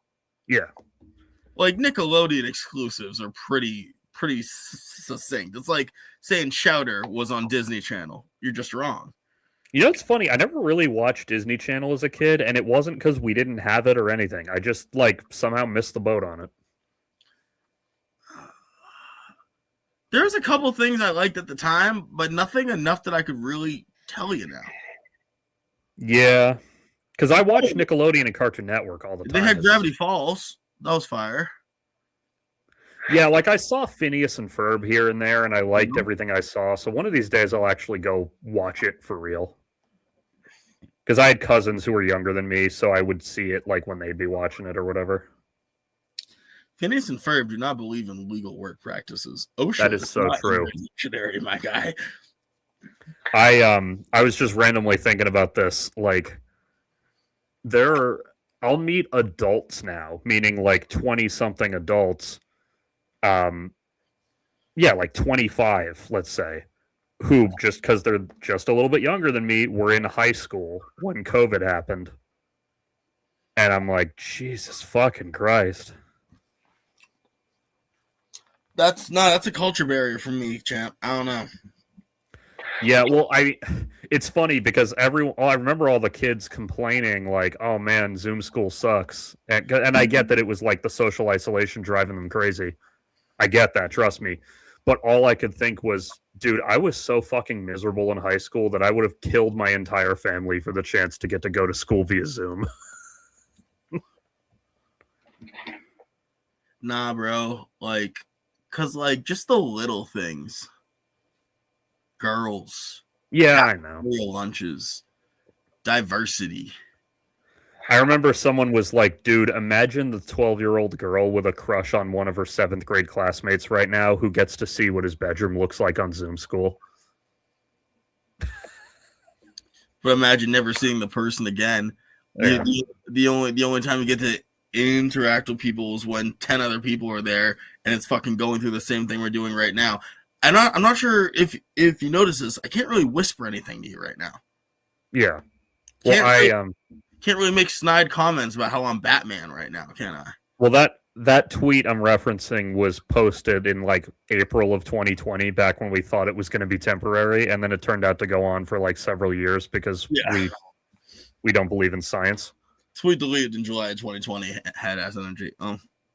My girlfriend didn't know what Billy and Mandy was, but not because she's I'm assuming you meant to write underage. She was just raised in a cult. Yeah, Mormon. I know. Not Mormon, not to dox anybody, super Orthodox Judaism. Huh. You know, I don't know. I would have expected the show with a character named Erwin to be allowed there. Oh, dude, like this girl, I know this girl. I've met her a few times. She literally has never eaten Burger King in her entire life. That's kind of a blessing. Well, true, but like she's curious about it. Taco Bell, like basically any place that wasn't kosher, she wasn't allowed to eat at as a child. I mean, I get that. Yeah, it's anyway. I wasn't allowed to play GTA as a kid. Yeah, but didn't you say you were allowed to play the Godfather game, which is basically the same fucking thing? I'm very glad you remembered this detail. Yes, my parents specifically were not. They're like, you're not allowed to play GTA, but I had a copy of the Godfather 2 video game, which to anyone who remembers is GTA. It's GTA. It's GTA plus you get to actually run rackets. Yeah. So it's great. I know for the Godfather, the video game adaptation of the first Godfather, they actually did get Marlon Brando back, but he died before he could like properly do it. Like he did like 1 or 2 lines, but then he was like almost dead by that point. So true. I mean, Godfather 2, he was already gone anyway. So like it's like this is mostly just it's just Al Pacino's character just like going nuts making money in Miami. Yeah, because they the first Godfather video game is notable for the fact that it actually got almost all the stars back. Like it got James Caan and all those guys. Look what they did to my boy. It did not get Pacino, unfortunately, because he was busy doing the Scarface game at the time. Which the Scarface game is goated because of so many lines. You know, it's so funny. That scene you just referenced, look how they massacred my boy. Yeah. That scene is fucking gut-wrenching. And every time I watch it, I chuckle because I think of the memes. Because it's so funny. Well, I specifically think of one meme I saw, which was showing the character model advancement of Solid Snake across the like several of the Metal Gear Solid games. Yes. But you probably know the meme. They specifically were showing that he used to have a big, thick, juicy ass, and now he doesn't. So someone had that with, look how they massacred my boy. I mean, granted, Smash Snake does have some cheeks. Yeah. Like that's I just think of that every time I see that fucking movie now, and it's totally unfair because that scene is amazing. I think about the fact that like Enzo the baker, like his scene at the beginning, and then him showing up later to the hospital and then holding the flowers. Yeah. Like there's so many small scenes in that movie. They're so fucking good. Oh my! Well, yeah, there's a reason that it's the one no one shuts the fuck up about for the last 50 years. But I will say, Uh, that one cut they originally had where they insisted on not showing subtitles when they're all speaking Italian. It's kind of pompous. I've never seen that. Oh, I believe you that it exists. I've just never seen it. So that's what. If you've ever seen the Family Guy thing where they're all drowning, he's like, "I don't like The Godfather." Yeah, it insists on itself. Yeah, He's talking about this one cut that I kind of agree with him with, but it's just one bad cut where like they thought it was fun to have us not know what they're saying, and it's like, no, dude, just fucking give me subtitles, you asshole. I have the complete series 4K, which comes with the new and old cuts of Godfather 3. I like the old one better. Fuck Joey Zaza. Well, true, but that's not why. I've never been that much of a Godfather 3 hater. I always thought it was weaker than the other two, but still pretty good. I'm not a big fan of it because it seems a lot more about his kids than it is about him. Well, yeah, it is better told as an like the reason the new cut is called The Godfather Coda, The Death of Michael Corleone. Yeah. That's what Coppola wanted to call it back in the day, and the studio convinced him to instead just call it Godfather 3 for marketing reasons. But like also the Godfather, my daughter's fucking her brother cousin for some reason. reason. The movie would be so much fucking better if they that plot existing pisses me off. Or even if it was like they still had like scenes, but it was just like a bizarre friendship that was being. Yeah, no, they literally like, why are you doing this? Like it could have just been like, oh, that's her cousin, and he's gotten her to get into doing coke or whatever. Like it would have worked exactly as well. Didn't have to be that's his cousin, and now they're fucking in the back room. Yeah, or they could have had it be like they could have had it be Tom Hagen's kid, so that way he's like spiritually her cousin, but not really. It could have been taboo, but not as weird. But no. Yeah, like it'd still be weird, but it wouldn't be like as bad. Yeah, but no. But yeah, the new cut, like it's still mostly the same movie, but they rearranged some scenes. They put in some, let's be real, some bad ADR in a few scenes. Jesus. It's not a terrible cut. I just like the old one better. I gotta go and re-examine them, but I'm pretty sure I know what you're talking about. Yeah, I actually the reason I thought of that was because they did a cut back in like the 70s, and they've redone it a few times since, that was called like Godfather Complete Saga or whatever. Are you talking about the Corleone edition where it's going time-wise? Yeah. They've done it like multiple times under different names. I love the Corleone edition. So they don't have the full cut of that on the disc, which I kind of wish they did, but what they do have is all the extra scenes from it that didn't make it into the theatrical cuts of the movie. It just works so better. Start me off with fucking old man coming up, being in goddamn the old country. Show me his life. Show me his son grow up. Show me him grow up. Show me him die. Yeah, well, they so like there's extra scenes that were shot for Godfather and then cut for time, but then added back into the extended TV version. And one of them even has the end credits for that episode playing over it, which was a scene of Kate by herself, like putting out the candles in the church. Yes. Because she converted for Michael, so it's her like trying to dedicate herself to her new religion, trying to put her suspicions and fears of Michael out of her mind. So like chronologically, that scene is the end of the first movie. Yes. Is her just putting out the candles. Yep. Trying to pretend she didn't see what she just saw. He totally did not just murk those dudes. It's fine. It's fine. Yeah. That movie is really so fucking good. God damn it! It's great. No, it's great. I might go throw it on the list for tomorrow. Controversial opinion though. I like Apocalypse Now even more. I like it. I just wouldn't say more, but I think it's just because Al Pacino has a place in my heart that just makes me feel warm inside. That is true.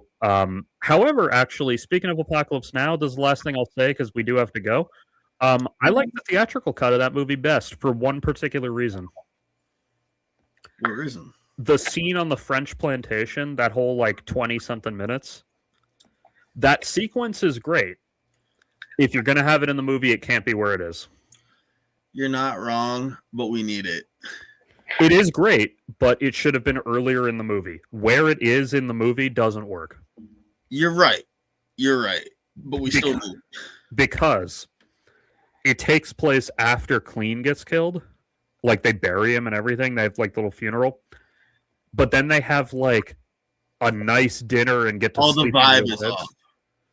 I mean, it doesn't nuke the movie. The movie's still good with that scene, but, like, that ending third of the movie works better with them at their fucking limit. And if they just got to sleep in nice beds and have real food, they're not at their fucking limit anymore. They need to suffer. Yeah, the tension has been turned down a little too much. I just enjoy, like, having the fuck do you guys think you're doing here? Oh, speech. the sequence is fucking excellent. If it took place before Clean's death, I would endlessly defend its presence in the movie. Fuck. Yeah. Yeah. Also, did you know Linda Carter posed nude for that movie? Like I said, you have the MILF info all the time. Well, she wasn't a MILF yet, but yeah. Well, I mean, relevant to us, it's MILF info. Yeah, what happened, she was supposed to be one of the Playboy bunnies. In fact, they shot like half of her scenes, but then shooting went over schedule and she had to run back to the US to do Wonder Woman. So they had to reshoot her scenes with a different actress. But the nude pictorial she shot is still visible in the finished film. Like, Chef has it on the wall on the boat, and when they're at the concession stand, you can buy that pictorial there. So Linda Carter, with her boobs out, makes it into the finished film way in the background. Yeah. I did. Oh, yeah. Was she the one who kept talking about her career and who was just being fully ignored by the guy? Presumably it would have been her, yeah. That's what I thought. Because they reshot the whole scene when they couldn't get her to shoot the second half. So they reshot the whole thing with a different actress. Yeah, so she has to be the chatty one. Yeah, I think so. They do have names. I just don't remember what they are. Found it? Yeah, damn right. I do love in that scene where Clean pokes his head in and she's like, "Who are you?" And he just goes, "I'm next, ma'am."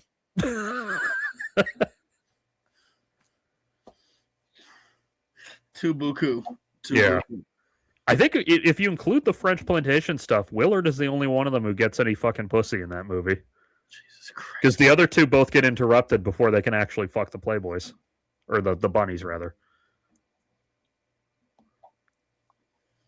I also love that the fucking tour manager literally pimps them out without asking.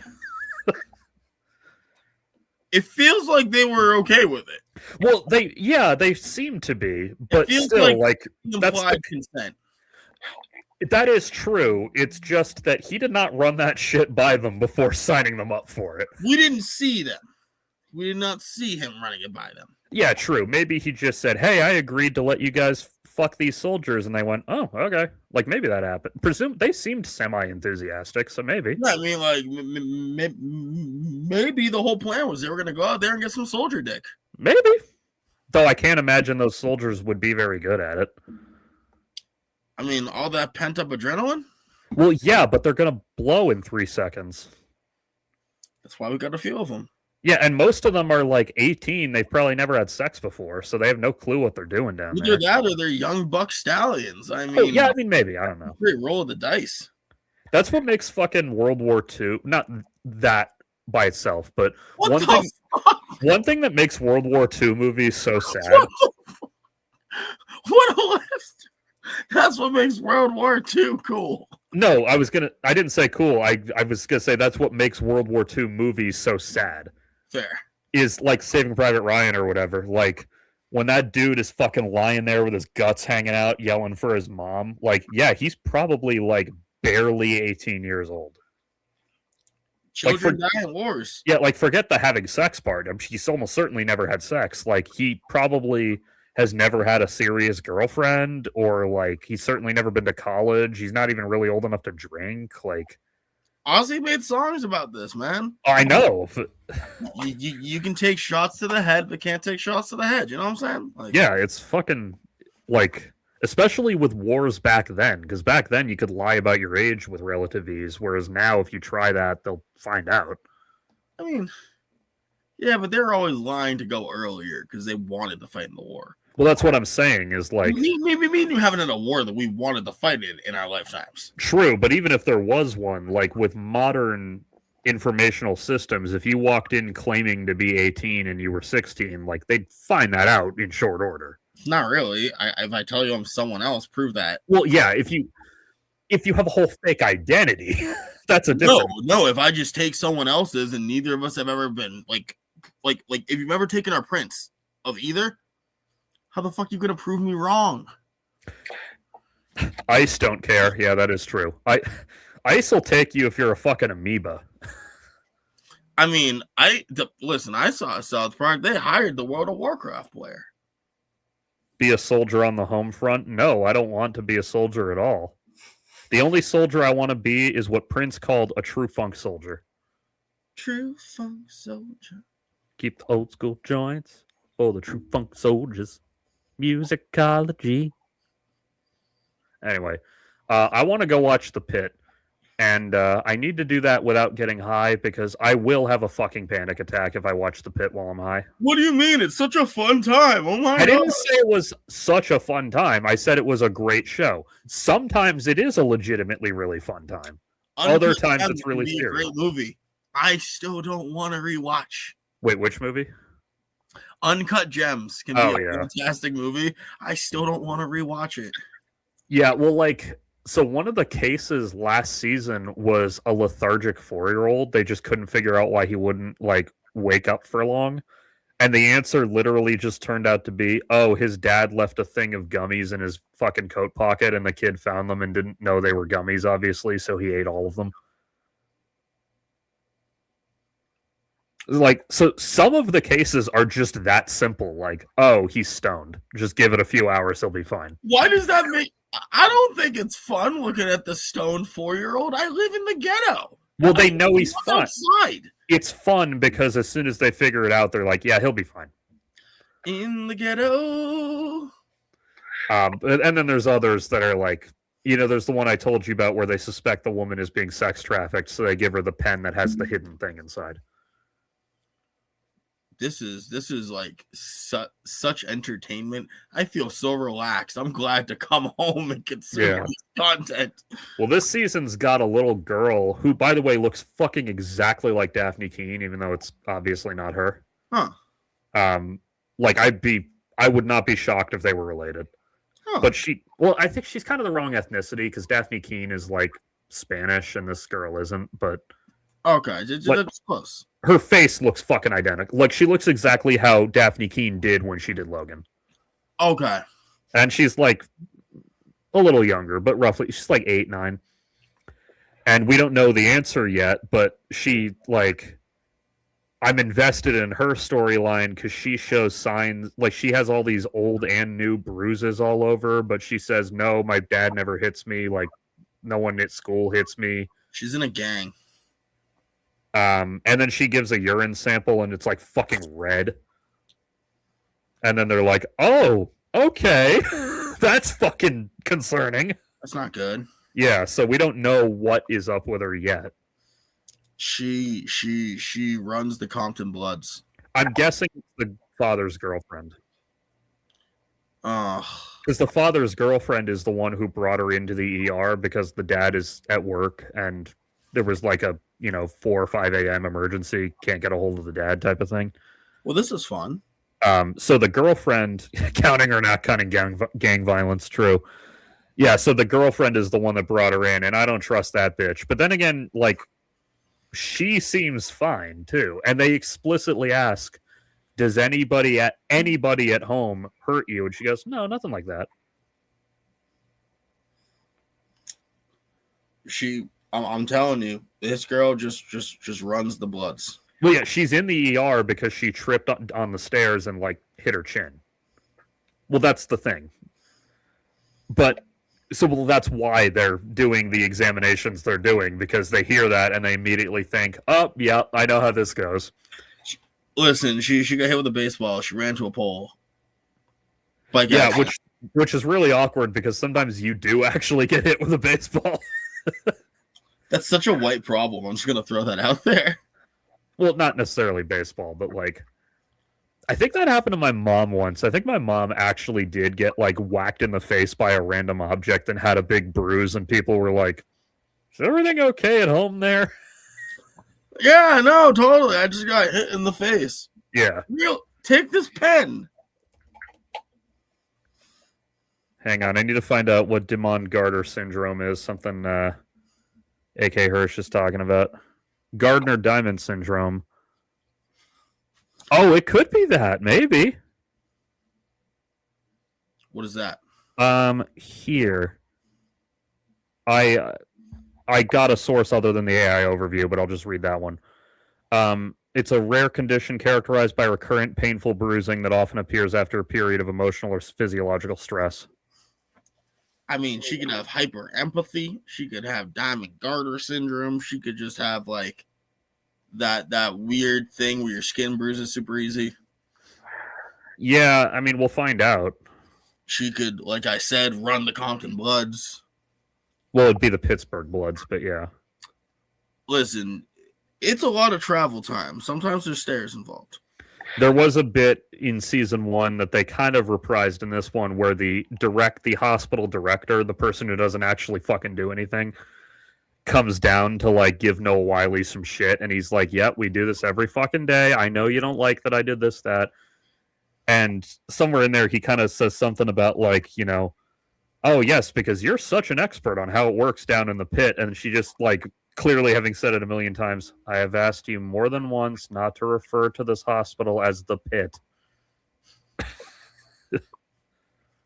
But they call it that because it's Pittsburgh Trauma Medical. At least they don't call it the Dirty Berg. Yeah, thankfully. Got that thing that kid Rasputin took care of had. Well, that was just hemophilia. That's actually nowadays a really easy thing to treat with just medicine. Well, yeah, but at the time it was a big deal. Yeah, back then, to quote Barracuda from the Punisher comics, it means he'll bleed out if he jacks off too hard. Dun, dun, dun, dun. Yeah, amazingly, they never did that reference. That's terrible. I hate that. It's right there. It's right there. Yeah. Well, it is a comic book. You can't really do a needle drop in a comic book. Dun dun dun dun dun dun dun dun dun dun dun dun dun dun dun. Just write that out. I guarantee you someone's gonna get the joke. I will say, and I'll talk about this more extensively in a future episode, but one of the saddest things that I never got was Michael Clark Duncan as Barracuda. One of the saddest things I never got was cancer. That is true. But yeah, if we're talking like perfect casting choices that never got tapped, which I have a whole list of for us to do a deep dive on, one of them that they actually floated doing and never got the chance was a Punisher sequel starring Michael Clark Duncan as Barracuda. That could work. Okay. No, that could work great. Put jerked off too hard on my tombstone. True. Jerked off just enough. Well, at the end of that comic, the kid with hemophilia, not kid, he's in his 20s, but he's like the pampered son of a rich mobster. And part of why he's so pampered is because he's hemophiliac and his dad doesn't want him in the family business because he's worried about him. But he winds up going on this adventure and he does some gangster shit. And Barracuda's like, you know, you did it, man. You're a hardcore motherfucking gangster. And then pats him on the back and does it too hard. He basically melts. That's great. And then Kuda's like, oh, shit. So they're on a helicopter when this happens. He just fucking kicks his body off and keeps going. Oh, okay. Well, Barracuda is like a psychopath. Like, he literally is a fucking cannibal, among other things. I mean, sometimes it's good eating. Yeah, well, that's not a thing he always does. The stuff he always does is the more typical, like, rape, murder, fucking property damage, arson type of shit. But he was much more comfortable defending cannibalism. So, anyway, he tells a story about how when he was in the Green Berets, they met up with this tribe in Africa. I forget where. He might not have even said. And in this tribe, their tradition when their chief elder dies is to cook his heart into a stew and eat it, because they think they'll like gain his wisdom or whatever. Yeah, it's a whole thing. Yeah. And these are Green Berets are all like, oh god. And then Barracuda goes, I believe his exact words were, "I ain't no pussy. Give me some of that jambalaya." Well, on that note, Yeah. Barracuda's a fucking psychopath. That's why I want to see him in a goddamn Punisher movie so bad. Oh my god. He's probably my favorite Punisher villain ever because he is the perfect foil for the Punisher. That is a good level of just fucked up Spec Ops. Well, that's the thing. It's great. They're both former Spec Ops. Though Barracuda's a little younger, so he did most of his shit in like Latin America rather than Vietnam. But Sure. But which, by the way, one of the things he and his unit did in the Nick Fury comic was massacre an entire fucking village in detail that is so graphic I won't describe it on air. Barracuda did? Him and his unit, but yeah. That's not good. Yeah, no, like there's shit in there that I actually found disturbing that they did to the fucking village. Damn. I hate to say I'm interested, but I kind of want to go read that. Fucking killing pregnant women, burning children alive, like oh god.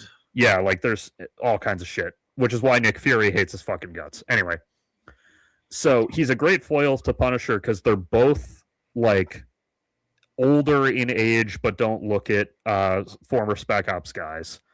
The difference is that Punisher is this gruff badass who wants to be the unthinking, unfeeling killing machine. But he's not. But deep down, he has a heart and he has lines he won't cross. Like I won't get into it, but there's a whole storyline where Fury recruited him specifically to keep a weapon out of the hands of the U.S. government because he knew if I get Punisher into this, he's only going to care about saving the little girl. He won't give a fuck about giving the U.S. that weapon. Hell yeah. No, he's not spiritually Israeli. It's fucking worse than that because he doesn't do this shit out of joy. He just does it. He does it without feeling it. He just does it for the game. Yeah, so Punisher wants to be an unthinking killing machine, but he has a soul deep down. Barracuda is the opposite. He has a really warm, friendly, charming exterior with the fucking vicious sociopath underneath. Like, he'll be smiling, playing around, drink with you all night, and then slit your fucking throat. I think this is the ultimate ending point then. Yeah. Well, because do you want to know what? Why? We should cast Barracuda as Jesse Plemons and call it a fucking day. There we go, folks. If it weren't for the potential race issues there, because Barracuda being black is semi-important. I mean, you're telling me that a fucked up black person has never done anything messed up with their skin? That is fair. Then again, Jesse Plemons, I love Jesse Plemons. He doesn't have the physique for Barracuda. He doesn't have the physique for Barracuda. Has to be like the size of Michael Clark Duncan. He has to be like 6.5 feet tall, 350 pounds, and not an ounce of it is fat. I just want to give Jesse Plemons more jobs, guys. Oh, I do too. He'll definitely get more, especially with fucking Spider-Man's girlfriend as his wife. So, so good. So good. I shouldn't call her that because she is a real actress, but that is the role of hers that defined my childhood. Listen, it's okay to have people in those boxes. Yeah, she is like a really good actress too. Yeah, no, she's great. And I do respect the hell out of the fact that they asked her, like, any Oscars movies you missed this year? And she's like, no, I watched all of them because I'm an Academy member and it's my job. I'd like to thank the Academy. Yeah, because unlike most of the Academy members, when she became one, she took it seriously and watches every movie in full before making a determination. Her votes actually matter and shit. Yeah, they literally made that a rule like last year. If you're voting on a category, you have to actually watch the entire movie. Crazy that hasn't been a thing. Yeah. People speculated that No Other Land only won because they didn't watch it and assumed it was about Israel. That's great. Anyway, we'll be back on Tuesday after I've watched a bunch more Star Trek. Speaking of, I'm starting Next Gen tomorrow. Next Gen tomorrow. Soon. The pinnacle. Yes, Deep Space Nine will be sometime this year. It might even be really soon, depending on how quickly I get through next gen. Hey, I hope. I'm excited to see it. You're gonna enjoy it. Yeah, I'm sure I will. I watched the first couple episodes years ago and I liked them. That is the Cisco. Yeah, like I saw the scene with him and Picard, and I saw like them explaining how Jadzia Dax works and all that shit. The spots go all the way down. Yeah. The spots go all the way down. Anyway, we'll be back on Tuesday. In the meantime, keep your buttholes tight. Fill your CPAP with distilled water, or else it gets all clogged and fucked up. Watch The Pit because it's really good. Watch Fallout because apparently Fallout is also really good. Fallout's great. If you watch The Pit and you come out sad, blame Larry. I just want to be really clear. Blame Larry. You won't come out sad, but you will spend most of it watching it standing behind your couch. If you don't want to do that, watch Fallout. You'll have a good time. 2 houses. The house always wins. I'll put it this way. Have you watched The Bear? Yeah. The Pit is tonally similar to The Bear in terms... Well, it's more serious. I like The Cook, though. Well, yeah. It's a show where the tension, when it ramps up past 11, but when it's not, it's also perfectly fine to watch, and there's some funny moments in it. Like one of the doctors, the one who's clearly got some autism, she, I guess, has been named in a class action lawsuit, and they're all like, yeah, every doctor has that happen to them, don't worry about it. But she's like stressing the whole fucking time. I'd be stressed as hell. That's stressful. Well, yeah, but it's not even against her specifically. Fuck you. She's just one of several, but like in the promo, Noah Wiley's like, I've been sued 4 times. It's never been bad. You're fine. Don't worry about it. And she's like, yeah. That's insane. That's insane. Well, yeah, because it's one of the like baseless suits of like, oh, the guy with the gunshot wound in his head died. I'm suing the doctor for it. It's one of those. This show should be called Pit of Despair. It's not despair. It's stress. Sometimes. Pit of Stress Pit would have actually been a great name, but they couldn't have done that. Yeah, sometimes it is. And other times it's perfectly fine. That's just my day-to-day life. One of the plot lines was literally this homeless guy in the waiting room smells bad and he's fucking making everyone else sick, so let's wash him. Like, that was a plot line. He was smelly.